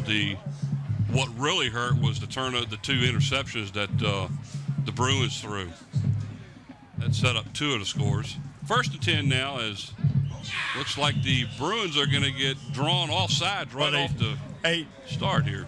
Mike, they had 8 players within a yard and a half of the line of scrimmage, and they were so anxious because they think, okay, Phoebus going to run this ball right up the gut, and they jumped offside. You know, Tracy Parker got into neutral zone. Tracy Parker come out here in the second half. You know, during the halftime, he's probably sitting there shaking his head. I mean, they outgained and kept the ball the majority of the time. Is nice run. I believe this is Mathis as he gets outside, down inside the 40 of the Bruins as he goes out of bounds at about the 39. Well, one thing that you're going to find is when you put 8 men in the box, that if you pop through and get outside, then you're going to pick up some pretty good yardage. And that's exactly what happened that time, as you see Mathis being brought down by number 22 was one of the tacklers for the Bruins, and number 22 is Markel Wilkins. That was the largest gain by the run for the Phantoms tonight so far. 1st and 10. Well, that's the first time we've seen Mathis get any kind of movement. And they drew a Bethel player offside again on a hard count. Hey, there's twice you're going from, instead of 1st and 10, you're going 1st and 5 2 times in a row. But you can't fault the Bruins there. They're trying to make something happen. They're trying to get in there. But they got to wait till the ball snap, Mike. And now it's 1st and 5, and the ball resting at the 34-yard line. 2 offside penalties by the Bruins have helped out a lot. And there's Mathis as he breaks a tackle in the backfield. Runs wide, picks up about 2 or 3 yards on the play. Yeah, they really strung it out, the Bruins did that time, because I thought he's going to pick up more yardage, because he did a great job right here avoiding a tackle right there, made a nice spin move, and then they just forced him outside. That's Fulgham. Fulgham, and again looked like number 22 again on the stop for the Bruins, and that's Markel Wilkins playing one of the defensive backs for the Bruins coming up and making a stop. But if you look at the Bruins, they have got 8 men. Well, they pulled the linebackers up. Yeah, they've got everybody up there real tight. Pitch to the outside to Mathis on another sweep outside, big yards inside the 20, down to about the 17. That's another first down, and there goes a flag. And number 50 and number 1 for. Yeah. This is a dead ball call too, because it was definitely after the play. Nice pitch out. As Streeter, number 50, one of the tacklers, along with number 1, Robert Preston. See who the flag is going to be called as we wait for. We got to look like defensive holding after the play. Dead ball, personal foul against Bethel. Oh, against the Bruins. So that's going to be a half the distance to the goal. Well, the ball is spotted, what, about the 19? No, it's at the 17. So that's going to take it inside the 10. Inside the 8. Could be right about 7.5, I guess. Well, they're going to mark it at right at the 9, or inside the 9. 1st and goal. Let's call it the 8, just to be safe. I'll do that. A personal foul. That's 3 penalties on this drive alone on the Bruins. Pretty much were penalty free in the first half. They had 10 yards on 2 penalties in the first half, and they've picked up 3 here on the initial drive in the third quarter. Again, you can see him trying to draw off the Bruins. Did he do it again? There is a flag. That was against the procedure this time. It's against the Phantom this time. They got. He got his own player to jump, I guess.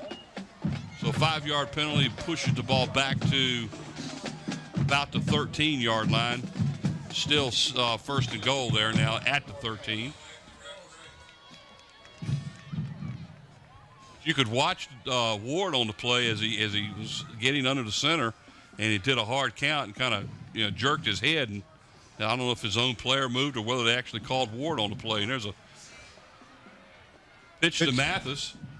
He didn't pick up the 5-yard penalty, did he? That was well defensed by the Bruins outside. Looks like he's going to pick up maybe a yard or 2 at the most.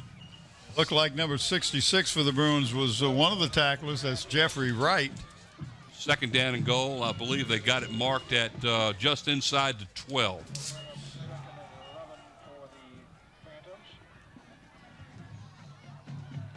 down and goal.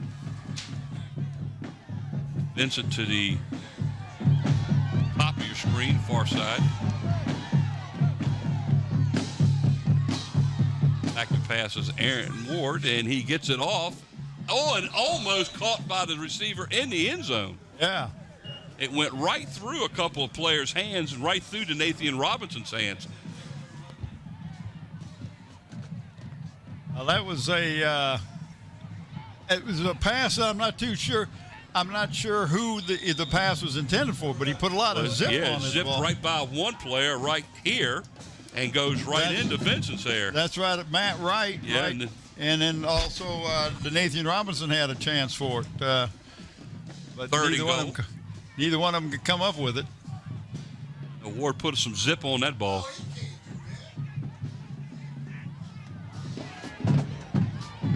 Oh, what a pass as the touch pass was the Nathan perfect. Robinson. Oh. That was a pretty touch pass. He just put it up there and let him run underneath it, and that he did. Touchdown Phantoms. Coaches for Bethel over here are raising Cain about something that the fans can't do that, but I'm not real sure what they were complaining about. Either way, the score counts. It's now 33-0 Phoebus. Frederick's in for the extra point attempt.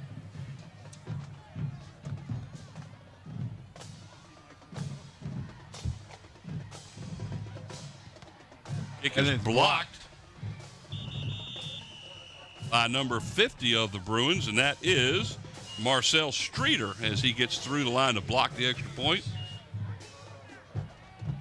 Watch the touchdown play. I'm not real sure what the Bethel coaches were complaining about, but that was about as perfect a throw as you could ever want to have. Mike, I just have a little sober note here I want to relay out to the fans. David Pickrell, who was a senior at Bethel High School, a soccer player over there, passed away this past weekend.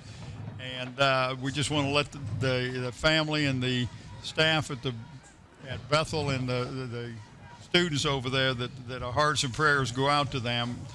And that's a real loss. He's a well-liked young man, David Pickrell.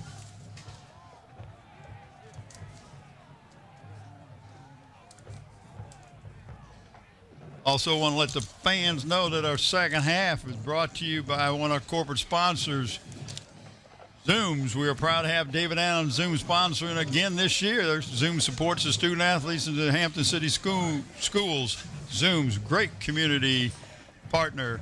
Tonya's Super Pet Center, located at the Langley Square Shopping Center. Stop by the reptile department to see Big Ben, 17-foot Burmese python. Kick is taken at the 21-yard line by number 4, Brandon Campbell. He gets the ball out to the 30. That was about all he got. And our other corporate sponsor in the third quarter, the Subway, located at 1807 East Pembroke Avenue. Heath Patel is there. Order your favorite combination of freshly baked bread, meat or vegetarian, from a 6-inch sub to a 6-footer. And by the way, Mr. Killen, did you enjoy that 6-foot sub that you had the other night? I knew he did. He says it sure does satisfy any appetite, Mr. Kellen. Is that what you could tell he was saying? You couldn't understand him?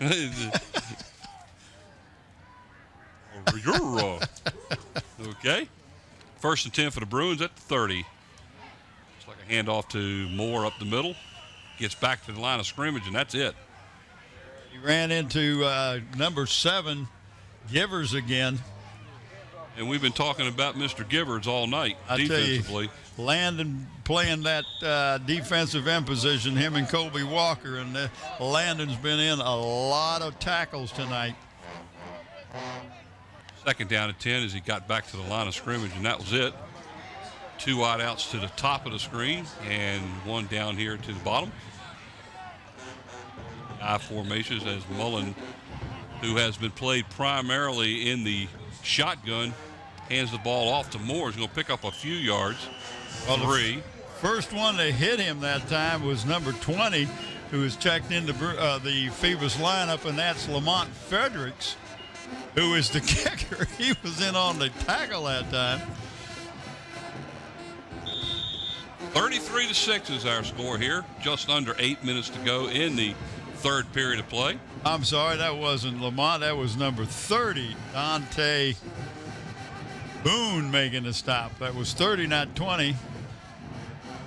Dante playing Mr. one of those Frederick's got a outside little- linebackers. Mr. Frederick's got a little extra talking to, Well, you know. So the only time he gets in is to kick the ball. You know, we gave him a little bit of extra there. Third and long, third down and a long 6 for the Bruins. Got about the 33-yard line. Jones back to pass, and he's being forced out of the pocket. And that's Vincent. And is that a flag? That's another flag. I think the flag is going to be a face mask. And Mullins is still down because the flag came before he threw it. He looks like he is in pain. Yeah, he does. That's not good. And I don't know what happened, but Corey Vincent Get a is close-up view of it Grant here. Vincent right here. Exactly. No, not yet. No, I don't see the flag there. Well, maybe it was an intentional grounding. I don't know. Well, the thing of it is, one of the flags came out actually before he threw it. If we show the end of the It's replay. right there. He's thrown intentional grounding. Okay, that's the call. So that's I was looking for a face mask like you were, and I didn't well. see The a only face reason mask. why I thought that might have been a play was based on the fact that the line judge. I thought the line judge actually threw the flag before he was down. All right, let's watch the. Going to maybe see a replay of it again and back it up a little bit. Well, Got to go the other way, fellers. Now there was a flag thrown in front of him. There was one thrown behind him by the referee. there See, comes that the was flag. the second flag. There was a Well, I flag didn't- thrown before that one. I didn't see the first flag, so Yeah, I called the flag being thrown before it. I saw that one come out of Jim Mayhew's pocket. Either way, fourth down and long. Paxton in the punt, and he just gets it off. Looks like he kicks it short and out of bounds. he did. That goes for maybe 10 yards total. Looks like it is about the 33 is where they're going to mark it. He's going to get 10 yards on the punt, and that's it. Phoebus comes in first and 10 with excellent field position, starting off at the Bruin 33-yard line. Those people getting some hot chocolate. You don't reckon Bob, maybe we can get Bob to bring us up some hot chocolate. Can you get word to him, Scotty? You can send Andy out there to get him. Are you trying to say that Andy's not doing anything? Yeah. First and 10, Phoebus, 33-yard line of the Bethel Bruins. One thing about Andy Foley, I tell you, that guy's got a cat that is bigger than most Great Danes. Of a dead ball, got a delay of game called against the Phantoms. That's the first of those penalties we've seen tonight. Well, I don't know how big this cat is of Andy's, but he said when he lays down and on his back, he said he looks like a rug. Like a bear. He's a huge cat. I don't know what he feeds him, but it's a lot. Timeout is called by the referees. Aaron Ward coming over and getting a little bit of advice from Coach D.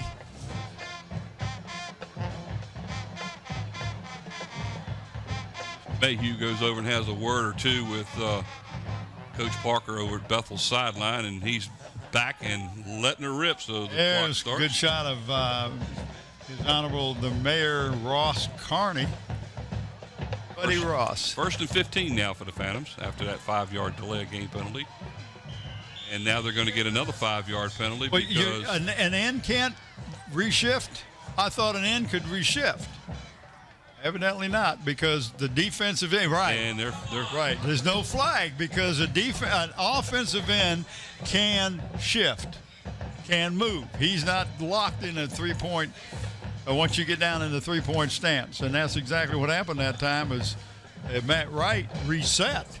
But that's not a penalty. But the official threw the flag and said, oh, no, can't be a flag. now the referees, the officials have to explain that to the Bethel sideline. Everybody on the same page. First and 15 still. Well, if we after had, he waved off the flag. it's a shame we don't have the mic on the officials.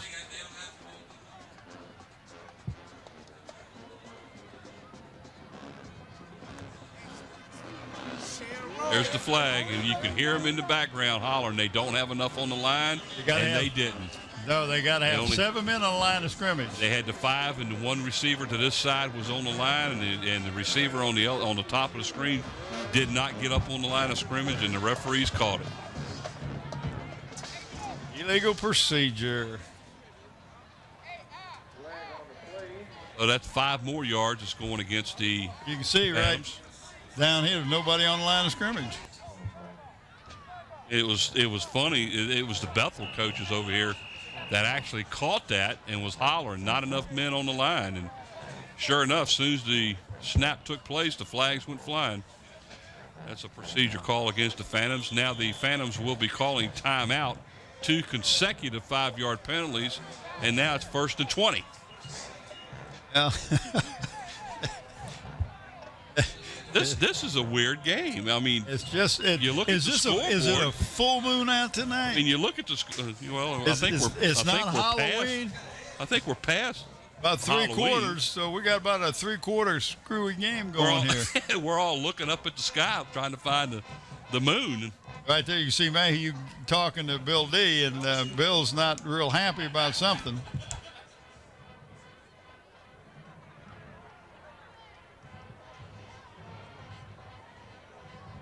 Okay, Mr. Kellen. And I say, Mr., that's a. There you go. Hey, that's a nice shot. Way to get it. That looks like an egg. I think that's somebody just holding the flashlight. We got to get a camera shining up here to get this. Oh, I tell you, Mr. I don't. What did Mr. Brent, don't take it off, Brent. Oh man. Hey, he's got to cover up Killen's head. Oh, our camera crew, you missed one that time. All right, now we got 1st and 20. Now that we're back ready to play, the Phantoms have 4 wideouts. 2 to the top, 2 to the bottom. Ward back to pass. He's going deep down the right sideline. And the only one open is the Bruins, number 22. And he caught it. That's Markel Wilkins intercepts the ball. He just threw it. But the Bruins are going to be put. They're going to be all the way back on their own 3-yard line, and that's where they were early in the game too, if you remember correctly. And they ended up punting. So the Bruins intercept a long pass by Ward. He just makes kind him of 3 for 5 now. Yeah, he threw it up there, assuming that Nathan Robinson was going to outrun the defender there, and he never did. The ball was more to the defender. I mean, he really didn't have to worry about catching. Well, we got to see who is quarterbacking now, because we know, let's say, it's number 25 is now in there quarterbacking. Tim Cherry. No, 25 Theodore Bakecoat. As Darius Mullins got hurt on that intentional grounding play he had earlier. Bakecoat's just a freshman, by the way. 25, Theodore Bakecoat in the quarterback now. As we don't know what the status is with Darius Mullen. Let's hope he's not hurt bad, but the Bruins lost. It looked like they lost about a yard on that play. Looking over there on the sideline. 2nd down and 11 for the Bruins. Trying to find Darius. Pitch back to that's 14. Oh, and he breaks free. That's Moore as he's caught from behind outside the 40-yard line. And he's still down. Let's see, is he going to get up and be all right, Moore? And he does. That's Vincent making the stop, but that was from about the 3-yard line, or? That's right. That was about the 3-yard line, all the way out to the 44-yard line. So that's about a 40-yard run. And he breaks free. Well, what happened that time is two Phoebus Phantoms had him, and a third one came in that helped tackle and knocked the two tacklers off. And Moore just kept his composure, kept his balance, and come up with a long 41 yards on game. the carry. 1st and 10 for the Bruins at the 44-yard line. Baycoat is still the quarterback as Mullins has not come back in yet. Did you see him on the sideline? I don't see him. Hand off to... Again, tackled and stopped. It looked like spun out of it. That's number 22. That's Wilkins. Again, Wilkins. That's a nice run of about 12 yards and a first down. As Watch it right here. They've got him stopped, right? Yep. No, they don't. A couple of missed tackles. They're not. It looks like they're getting a hold of him, but they're not stopping it. Well, they're not wrapping him up. That's right. 1st and 10 now as they're at the close to the 44-yard line of the Phantoms. Two nice runs by the Bruins in a row. Baycoat a handoff to. And we got a flag coming in late, and that was Wilkins again on the stop. It looked like face mask. On the carry. And it may be a face mask. Let's see. Yep. Exactly what the call is. Is that the 5-yard version or the 15-yard version? I think it's a 5-yard inadvertent face mask. So if we got it, Andre thinks he's got it right here. you see his helmet go down.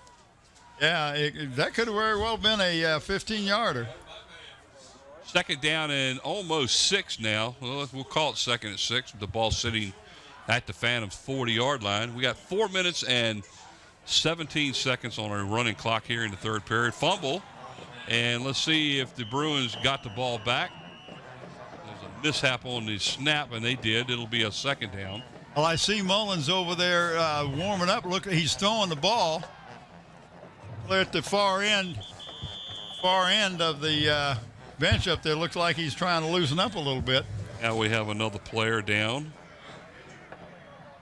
I think it may be 75, and that would be Brandon Pereira, who is the center. This is a 6 foot even in height, 260-pound senior. He's a big young man.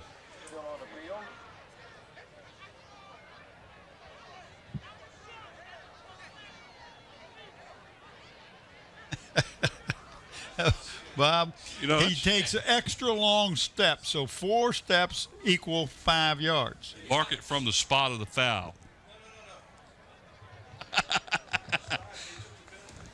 You're correct. If they had taken the penalty, it should have been from the yard mark, not the spot. So they only marked it 4 yards. We agree with you. And then right there, you can see it right now, it's 2nd and 4.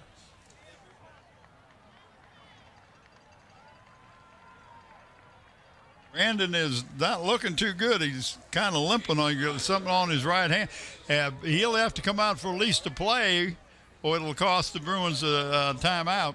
Looks like Jeffrey Wright, Brian Hobday, number 65, is over there taking some snaps with Baycoat, trying to get loosened up as a center, because obviously Pierre is going out of the game for a while because he's hobbling pretty good. Well, that'll bring, if he's in at center, then somebody will have to come over to the, and it's exactly what he's 7, comes in there. We got number 50 now playing one of the defensive linemen, and that's Streeter. 2nd down and 6. Hand off to the deep back, who's going to pick up maybe a yard. Well, that was Wilkins again stumbled a little bit and was finally brought down by number 15 for the Phantoms, Keith Barnes. Gets about a yard on a play. That's going to bring up a 3rd down and 5.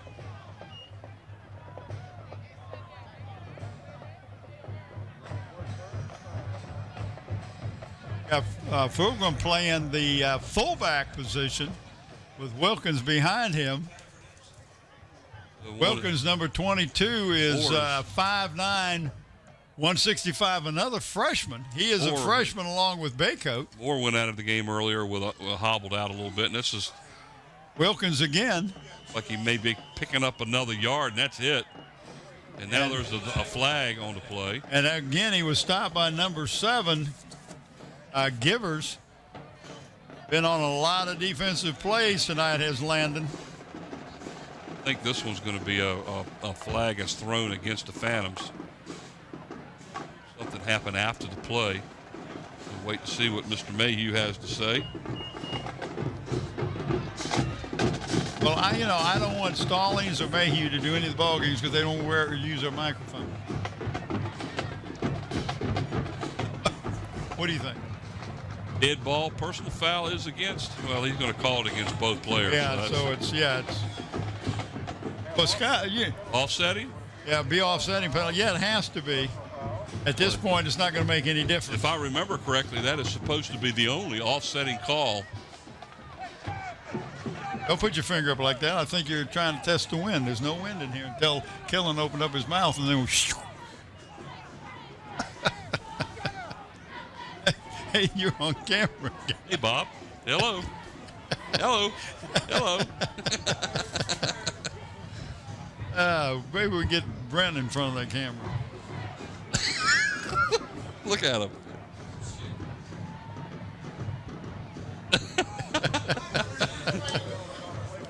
Well, we're sitting here waiting to see what's going to happen. Offsetting penalties. Now it's 4th down and 4 for the Bruins. And they're going for it, which I do not blame them. Ball sitting at the 30, inside the 38 of Phoebus. You might as well do it at this point. Got a man in motion. And they hand it off again to Wilkins, and he gets a first down as he carries the ball inside of the 30. And that was a nice run. And that's young man, just a freshman. We got 2 freshmen out there. The quarterback, Theodore Baycoat, 6'3", 180, 9th grader.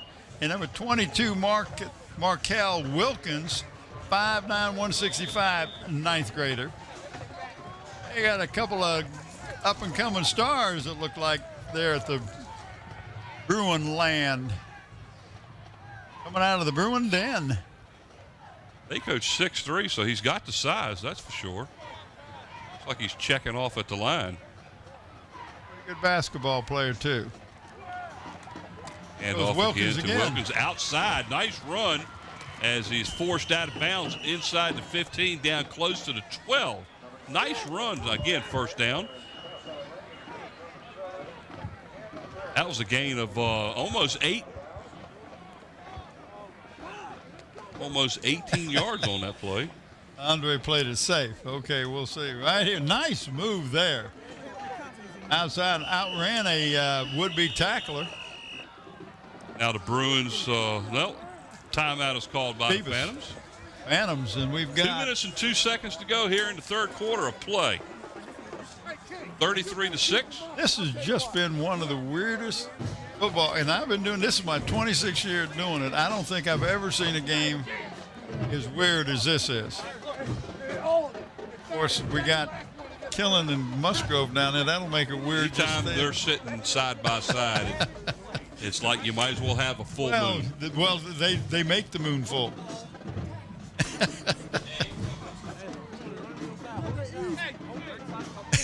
And we got a guy clear down at the end, Tim Ewing, that keeps running his hand in a circle. Tim Ewing. Here is a really telling stat. 33-6. The Phoebus Phantoms only have 5 first downs in this game. But they got 33, and Bethel 33 points. How many did you say Bethel has? 11?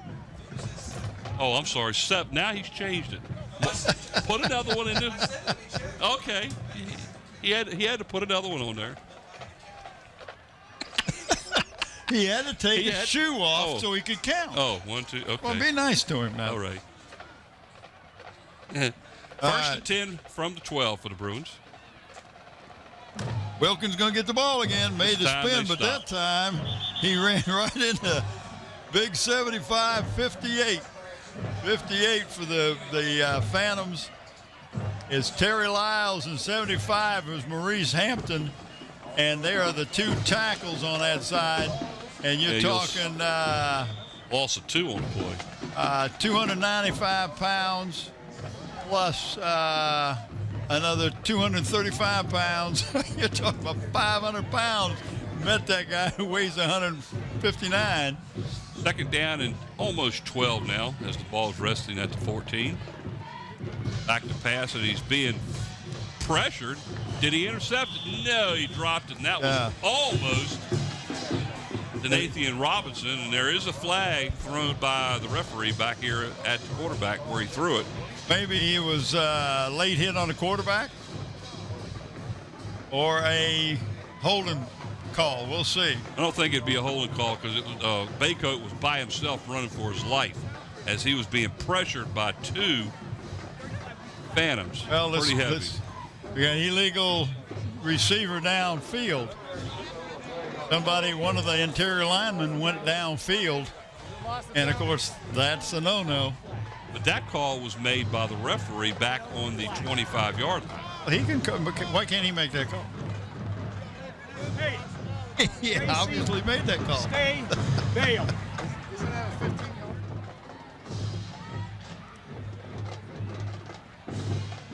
Well, the Phantoms will decline the penalty. That's going to bring up on an incomplete pass, 3rd down and 12. That one, that's not a call that's normally made by the referee. It's 10 yards behind the line of We scrimmage. got a timeout now by the Bruins.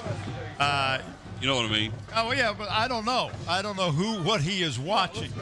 Obviously, definitely he went saw to the- somebody go downfield that shouldn't have been. That's right, and he definitely went over to the line judge over there to verify it before he went ahead and made the calls. 1:16 to go in the third. As a good shot of Bill D and Greg Navard. That's Bill right there, and you just see Greg Navard there in the blue sweatshirt right there. Remind the wicket that he's pinching. You got the C gap.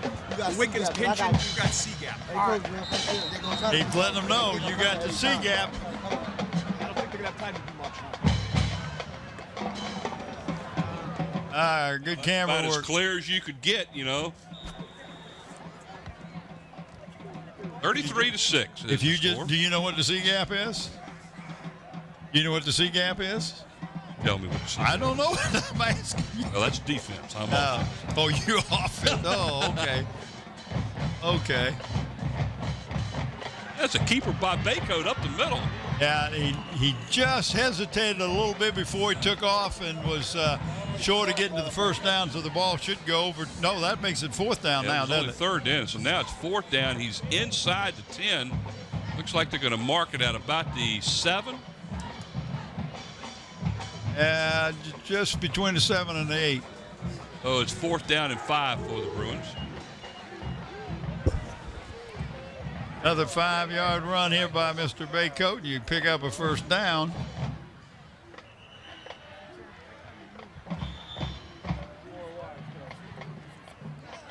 All right, let's see what's happening here. It looks like they're going to be in the shotgun formation. They have 4 wideouts. That is Wilkins in the backfield beside Baycoat.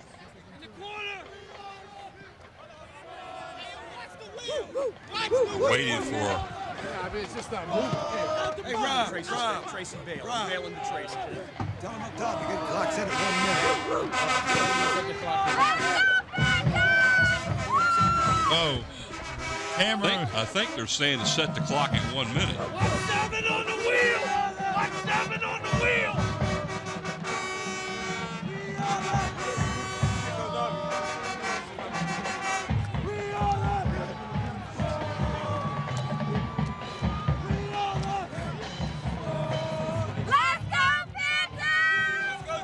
Oh, that was loud. There we go. Now that we got the clock set at 1 minute, the referees will start the game. Minute to go here in the third quarter, 33-6. Yeah, I think the clock didn't run, and I think that's what they were wanting to take 10 seconds off the clock that time. Pitch out is to Wilkins. He's going to be short of the 1st down.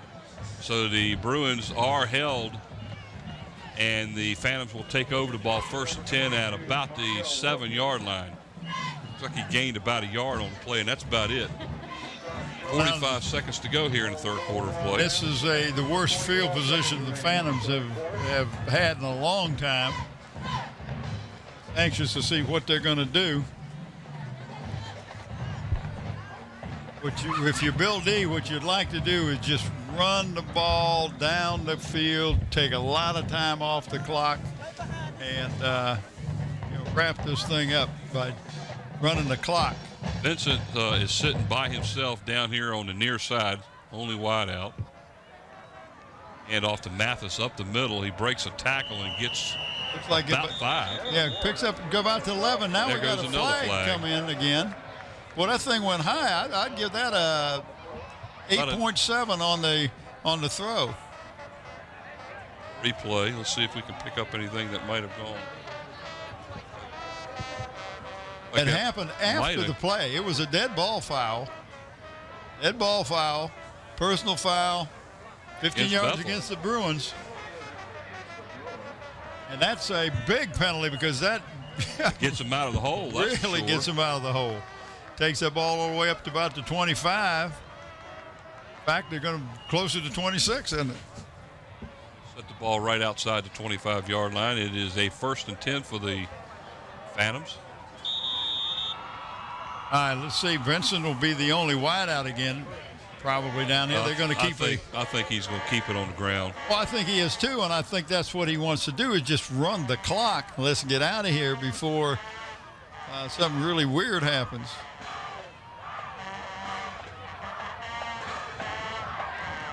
Give the ball to Mathis and let him go. Hey, he breaks a tackle, and he's still going out to the 35, and he's forced out of bounds at about the 36.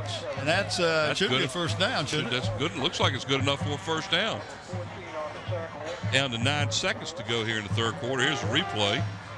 He's just right there, just ran out of hands, and then finally number 14 for the Bruins bring him down, and that's Barry Moore. You know, Barry Moore did not run in the offensive scheme on that last series either. Well, I tell you, I wouldn't let him run either. Welkin's doing a good job. He's a freshman. He's coming back next year. Yeah, get him some experience. Get him some experience. Have what? Time ran out? Yep, time ran out. No, there's still 2 seconds on the clock. Is there? I can't see. Well, he ran out of bounds.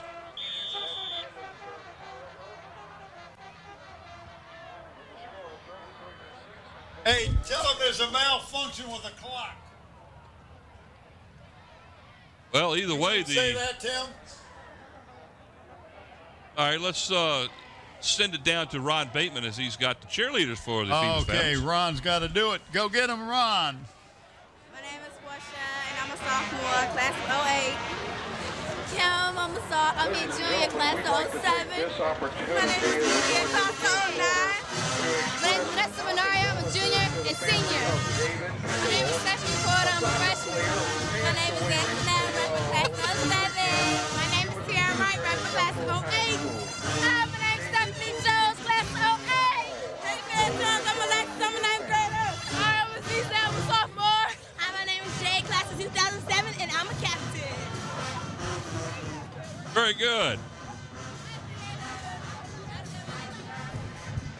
Well, at the end of the third quarter of play, the Phoebus Phantoms are out in front of the Bethel Bruins, 33-6. All right, we have some things going on here. Well, fourth quarter, we have 2 new corporate sponsors that do the fourth quarter. And at Park Lawn Wood Funeral Home, located at Hampton Center Parkway and North Armstead Avenue. For information, give them a call at 827-4670, where Nancy Staten is the manager. And I'll give you the other corporate sponsors in just a second. 1st and 10 for the Phantoms. There's a flag as the referee stops the clock. And our other corporate sponsor of the fourth quarter, Eric Thompson, realtor with William E. Wood. Now, Eric is a Hampton City School alumni and the past state champion in wrestling. Eric will help you sell your home or help you find the perfect new home. Give him he'll help you with wrestling. That's true. Give him a call at 881-2004. And Zooms, we're proud to have David Allen Zoom sponsoring again this year. They support the student athletes in the city of Hampton. Well, the Phantoms start the fourth period of play with a 5-yard procedure penalty. It's going to be 1st and 15 now.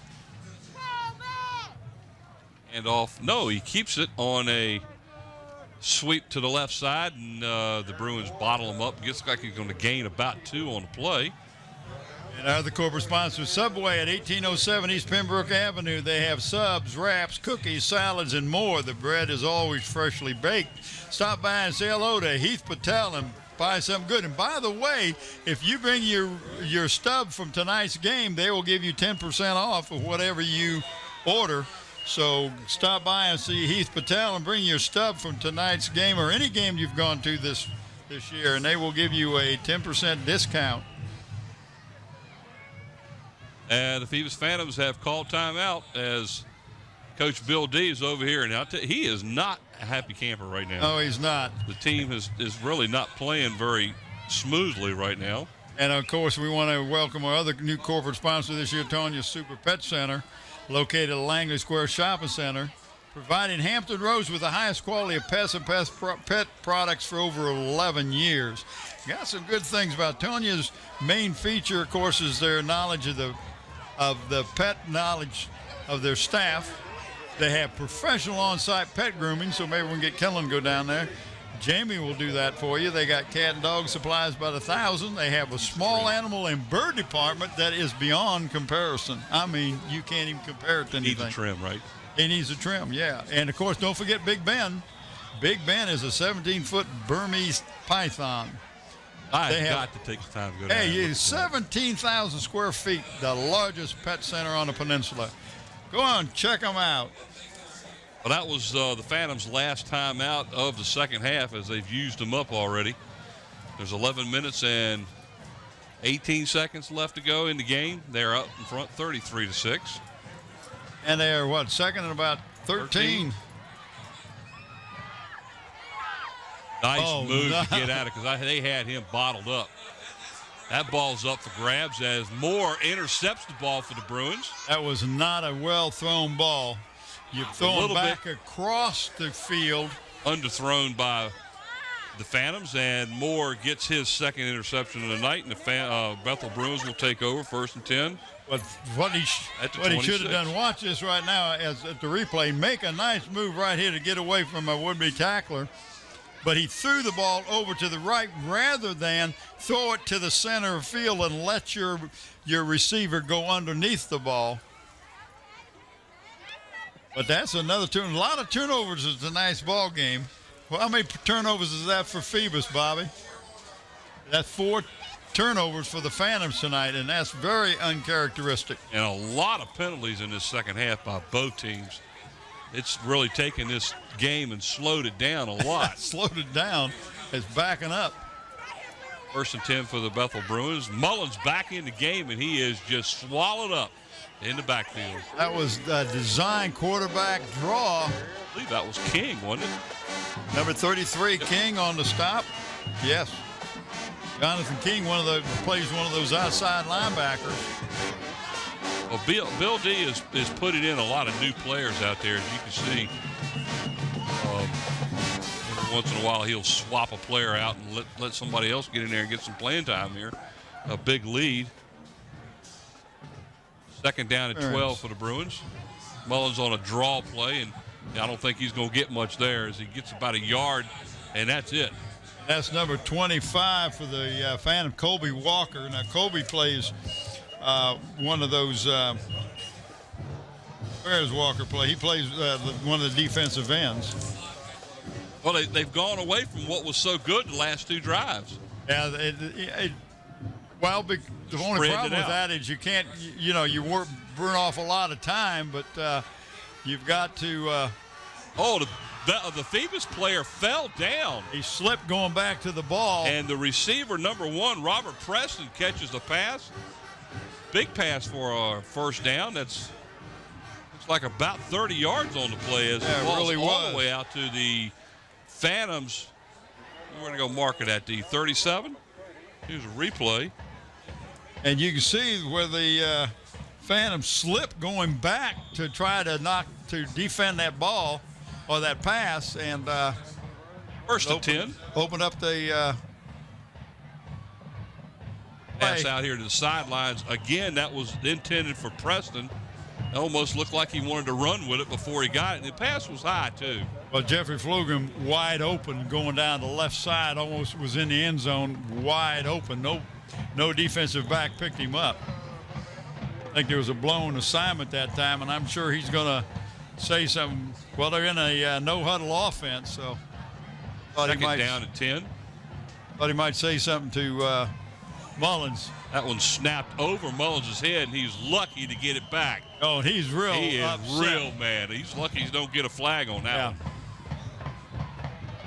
Referee and crew there is giving a lot of latitude as he was not a happy camper as he threw the ball the way he did. If you remember correctly, a few years ago, we saw a player from Hampton throw the ball on a play similar to that, and it cost him. Remember that in the state semifinal game? Yep. That's a big-time loss all the way back to the 47-yard line. It's going to be 2nd down and 24 for the Bruins. Looks like 3rd down. 3rd down, I'm sorry. Intercepted by the Phantoms, and I believe that's 12, Vincent. Yep. And he gets knocked down by his own players, but the Phantoms intercept the ball at their own 36-yard line to be 1st and 10 for the Phantoms.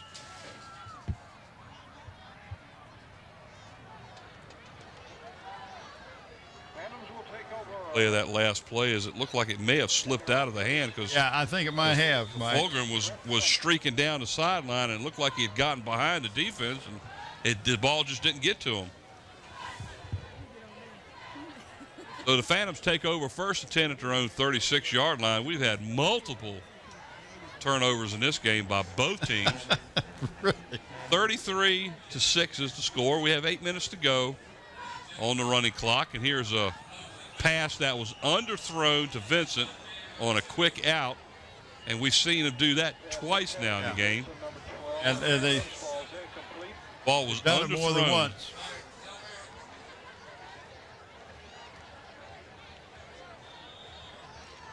And so the incomplete pass brings up 2nd down and 10 for the Phantoms. I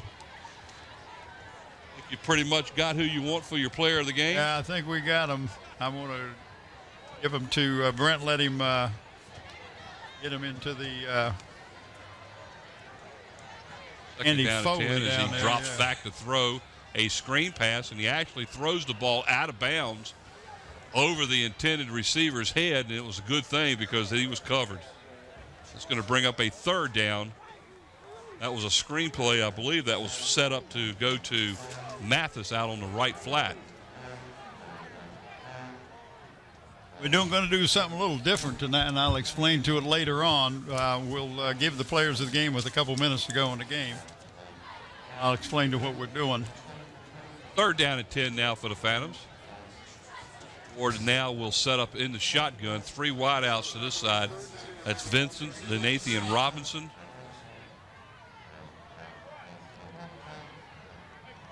Screen pass to the other side, completed to number 11, Matt Wright, and he falls down.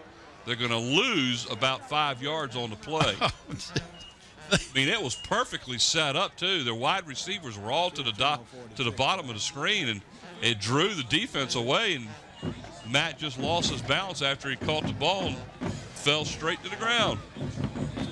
Loss of 5 on the play. 4th down and 15 now for the... You call that a phantom tackler? Okay. It was a phantom. Yeah, it sure was. Phantom that tackled, yep.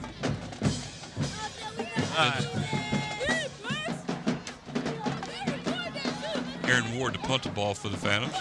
Gets an excellent punt. Oh, nice.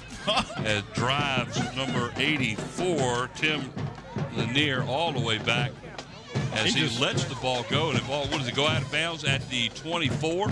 Yeah. So that ball was kicked from what?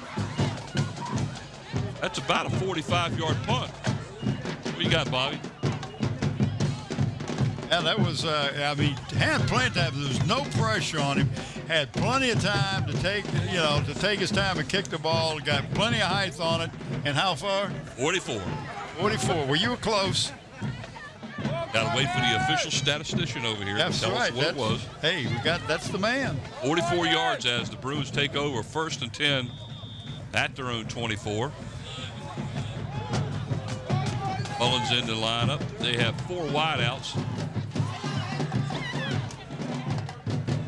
Fulgham goes into motion. And he gets away from the initial tackler, but not for long. Ends up losing 4 yards on the play.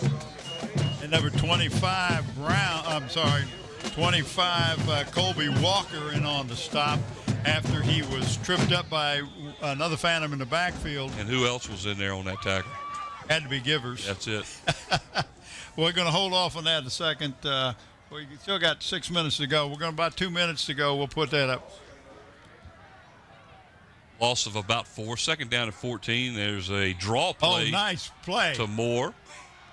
Gets away from a couple of tackles and picks up about 6 or 7 on the play out to the, looks like the 27.5-yard line. Number 11, Matt Wright got a hand on him and tripped him up.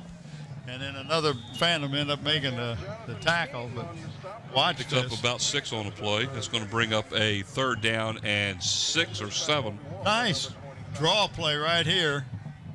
You see he was tripped up. He made his cut that time, but a draw play, a screen play, a lot of times will work when they know you're going to pass.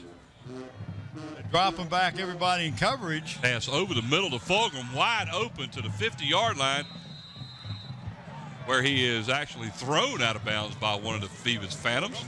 Nice pickup of. And I told you before how wide open he was on another play. A couple of plays he's been open. That's about 23 yards on that play. Yeah, sure First was. and 10. Nobody around. They're playing a zone, and it looked like him number get thrown Vincent. out of bounds. Yep. That's Vincent on the stop. Vincent playing both sides of the ball. First and 10 now for the Bruins at midfield. Again, they're still setting up with 4 wideouts. 5:07 to go in the 4th period.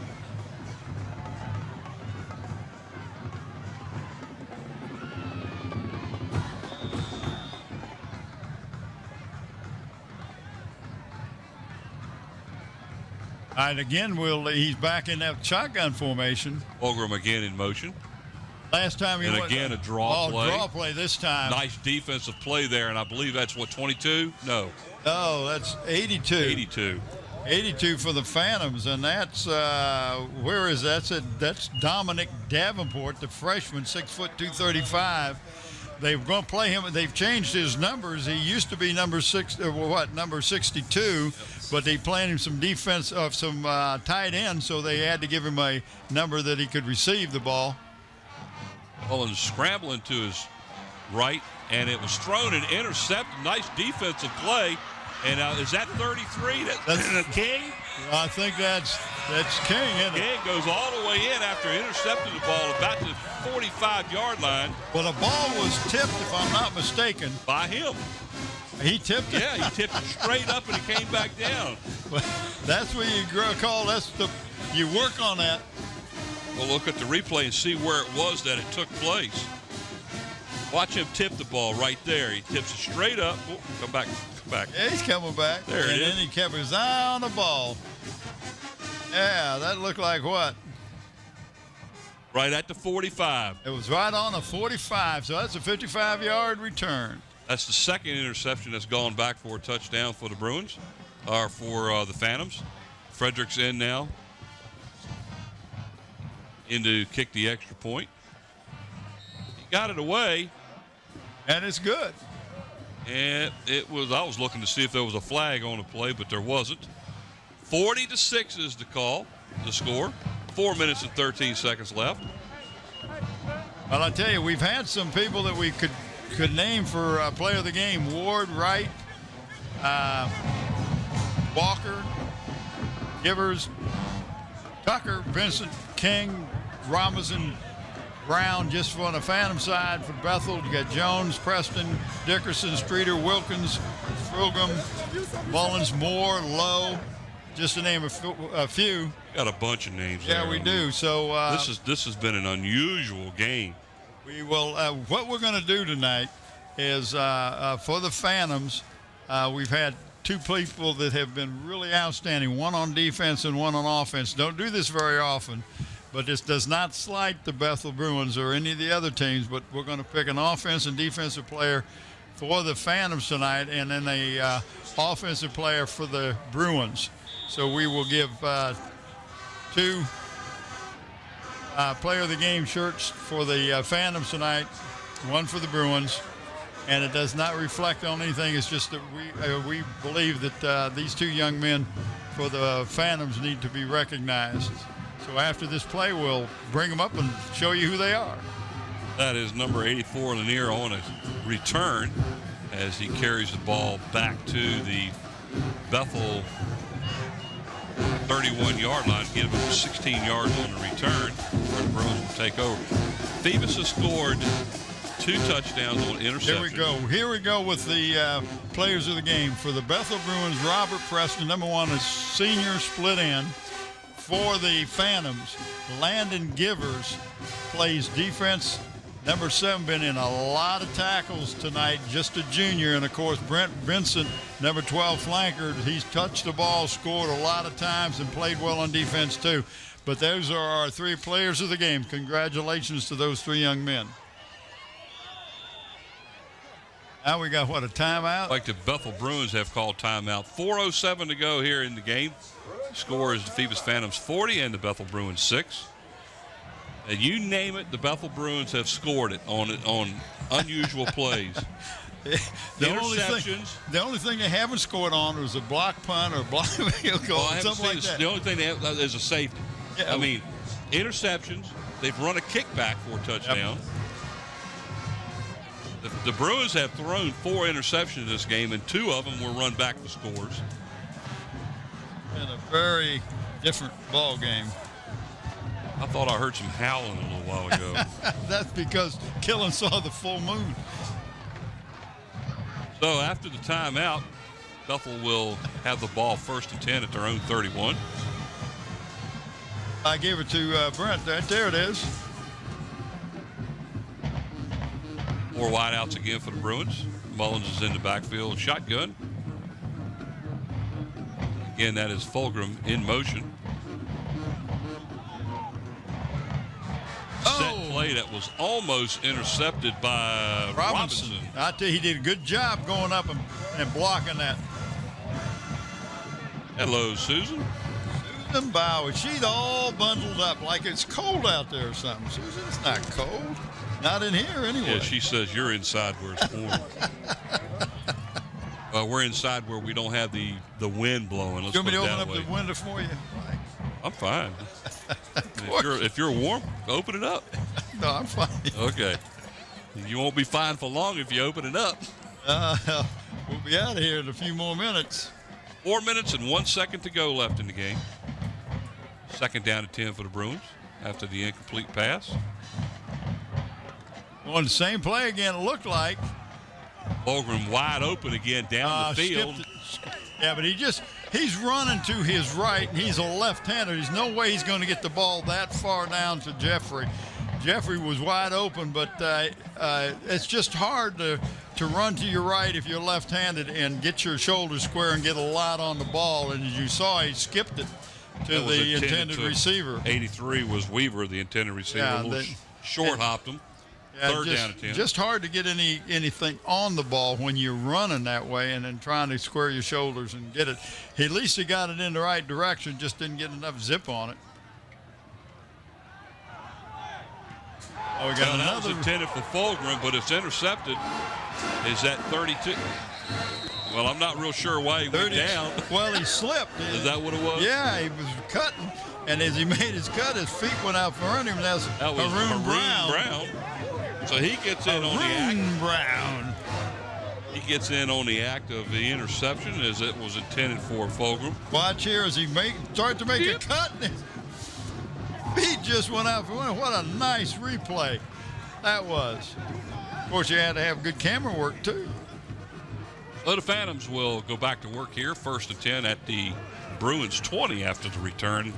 I would venture to say that they're just going to run the ball.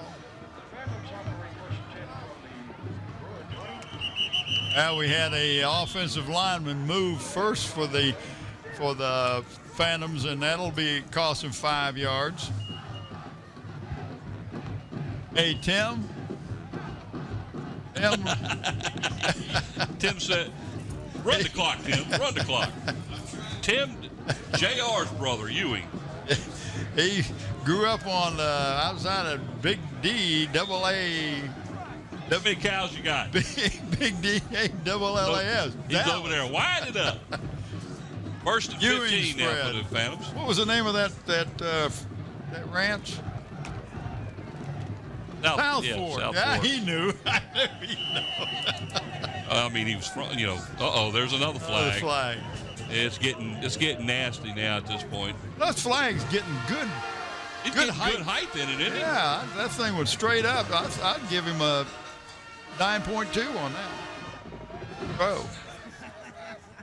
This one, some of the Bethel Bruins are pointing towards Phoebus, and I'm not real sure whether or not it's, well. No, it's against the Bruins again. It could have been that the Bruin was complaining to the referee about what was going on. Either way, the flag was thrown on a Bethel player. What, half the distance, right? Yes. Who did? Mathis just went over 1,000 yards in this ball game.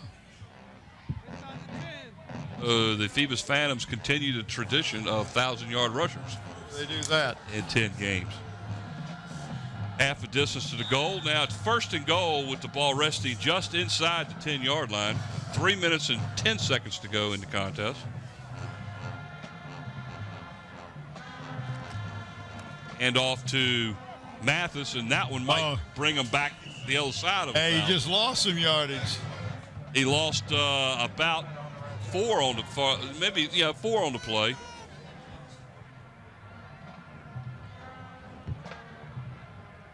Watch it on the replay, and there was just nowhere for him to go.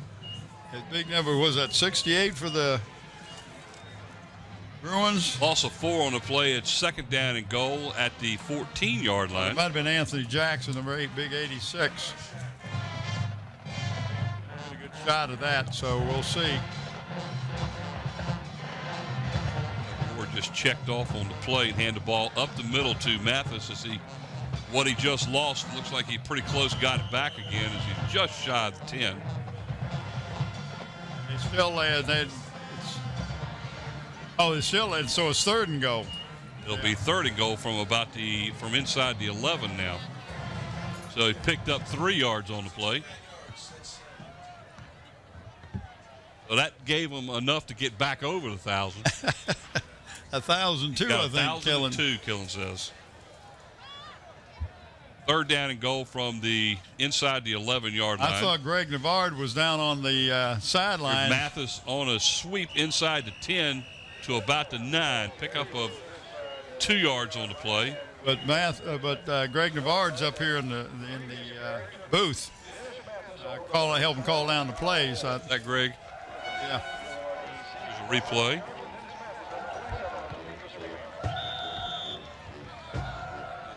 Tackled inside the. I was going to spot it at the 9. Fourth down and goal from the 9. Let's see what Mr. Ward will do as the clock ticks down to 1:10 to go. That's Mathis again, and he will go in for the score. And I tell you what, that was not trying to run the score up. He just running the ball. Normally you would pass the ball from that area. Well, with a 40-6 lead with a minute to go, you can't take a knee and run it out that way because you're not gonna be able to run the clock out.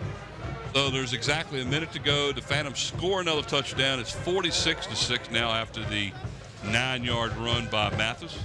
Got an injured Phantom on the field down there. I'll try to get his number. Looks like it might be 25. We're not too sure. Looks like they're looking at a knee. Colby Walker, if that's who it is. Colby has been real instrumental in the defense. He plays one of those defensive ends for the Phantoms. He's up and he's walking off, but he's not putting a lot of weight on that. That's one of our cameras from the back of the end zone. Yeah, ESPN Ron Payton down there. Guy goes all over the place. Exactly a minute to go in the game. Frederick's in now to attempt the extra point.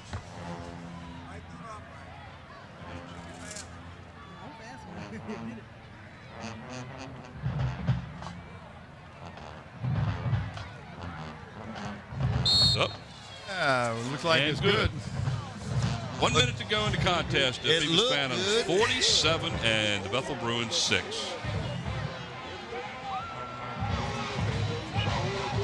This has been a quick season as our regular season comes to an end. Quick. It seems like we just started this season. Already it's over. Next week we start playoffs as the Phoebus Phantoms will be hosting, we believe, is going to be the Maury Commodores from the Eastern District. We'll have to wait and see, but that's would be my guess at this point. They will be playing here as the Commodores did win last night against the Division 16 Granby. And that gave them enough points to knock the Warriors of Kickintan out of the playoff spot. A lot of things had to happen for the Warriors to get in. But the Crabbers will be playing next week also. And there's is that Ron Johnson? Is that Johnson? Is that his name, Scotty? You got it. No, that's the Darnley staff. James Sykes in the middle, and the other Mike Smith. Another Mike Smith. Did you see that play? They just took the ball. What happened? The ball popped out of the... Well, somebody tackled the official. That was Phoebus's number 8 picking the ball out of the air, Chris Tucker. We're going to have to see that one. That ball went straight up in the air, and then somebody tackled Mayhew. That's about as big as a full moon play you would ever see. Watch this. We thought he was going down, and all of a sudden, there it went. Now watch the official. Did we get to see the official getting tackled? Mayhew went down. Jim was down on the ground, but where was that ball again, Scott? If we get a chance after this kick, let's look for that. I'd like to get the yardage on that if we could. Killen needs that. We can get the yardage. Here's an extra point attempt, and there's a flag thrown in the end zone. Well, that's probably because the Bethel Bruins have 12. The ball was, but where was the penalty, where the guy got the ball, Scotty? Okay. Well, the flag was called on the Bruins for 12 players. We got to go slow motion. We'll get it in a minute. So the penalty of 12 players on the field this time instead of what they had one time, 6 or 7. They needed 5. Kick is up and good. 54-6 is now the score with 48 seconds to go. Good shot at this again. There is the 35-36. On the 35 right there. He's going to get hit. Right here, the ball's popped out right there. He caught the 37. Caught it at the 37-yard line is where he got the ball out of the air. That goes as a 37-yard fumble recovery for a touchdown. And we've almost scored in every way we can now. Just about. Just about. Unreal. We were just in this same position not more than 30 seconds ago. Oh, that messed Bobby all up. He had already finished totaling up his offense. Nice kickoff. Takes the ball out about the 16-yard line. And he is brought down at the 32-yard line. Where the Bruins will take over 1st and 10. Just see me, don't you, Tim? Bobby sitting here is roll the clock. We're at 43 seconds, I believe it is. We've got a couple of lights out, but it looks like 43 seconds left in the game. Well, that's part of Tim's job is to get to replace those bulbs that are burned out. I don't know why he's not doing that. I know if JR was here, he'd have it. He'd have it done. He'd be on his horse riding around the circles out there. 37. Clock is running. This will more than likely be the last play of the game. Yeah, because I think the Bruins just going to hand it off, go straight ahead. We got Bako back in at quarterback. And he did well when he was in there early. Yep, and they're going to give it to Wilkins and just let him run. Picked up a yard. Down after a gain of about a yard at 35 as the clock is down now under 15. You're watching the Vegas Phantoms and the Bethel Bruins on WHCS Sports. Well, I hope you heard that. It just blew my... Bob Johnson, assistant principal at Phoebus High School. I think he just took care of our headset there on that speaker. Well, that's it. Final score here at the Darling Stadium. The Phoebus Phantoms finished the regular season with a perfect 10-0 record going into the next week's playoffs. Final score, the Phantoms 54 and the Bethel Bruins 6. Next Saturday night, or next Friday night, the opening round of the Eastern Region Tournament, the state championships will start. Mike Hauser along with Bob Hintz, Bob Killen. Get the sponsors, we got to do the sponsors. My goodness, I don't want to forget that. Tonight's sponsor, Zoom Sitco, with locations throughout the peninsula. Subway, located at 1807 East Pembroke Avenue. Great subs and salads. Tanya's Super Pet Center, where pets are not just animals. 49 West Mercury Boulevard. And in part by Eric Thompson Realtor. Call Eric to buy or sell your house. Call them at 881-2004. And then also by Parklawn Wood Funeral Home, where Nancy Staten is the manager. Mike Hauser along with Bob Hintz, Bob Killen, and Mr. Brent Musgrove. Until next Friday night, the first round of the Eastern Region Championships. Good night, everyone.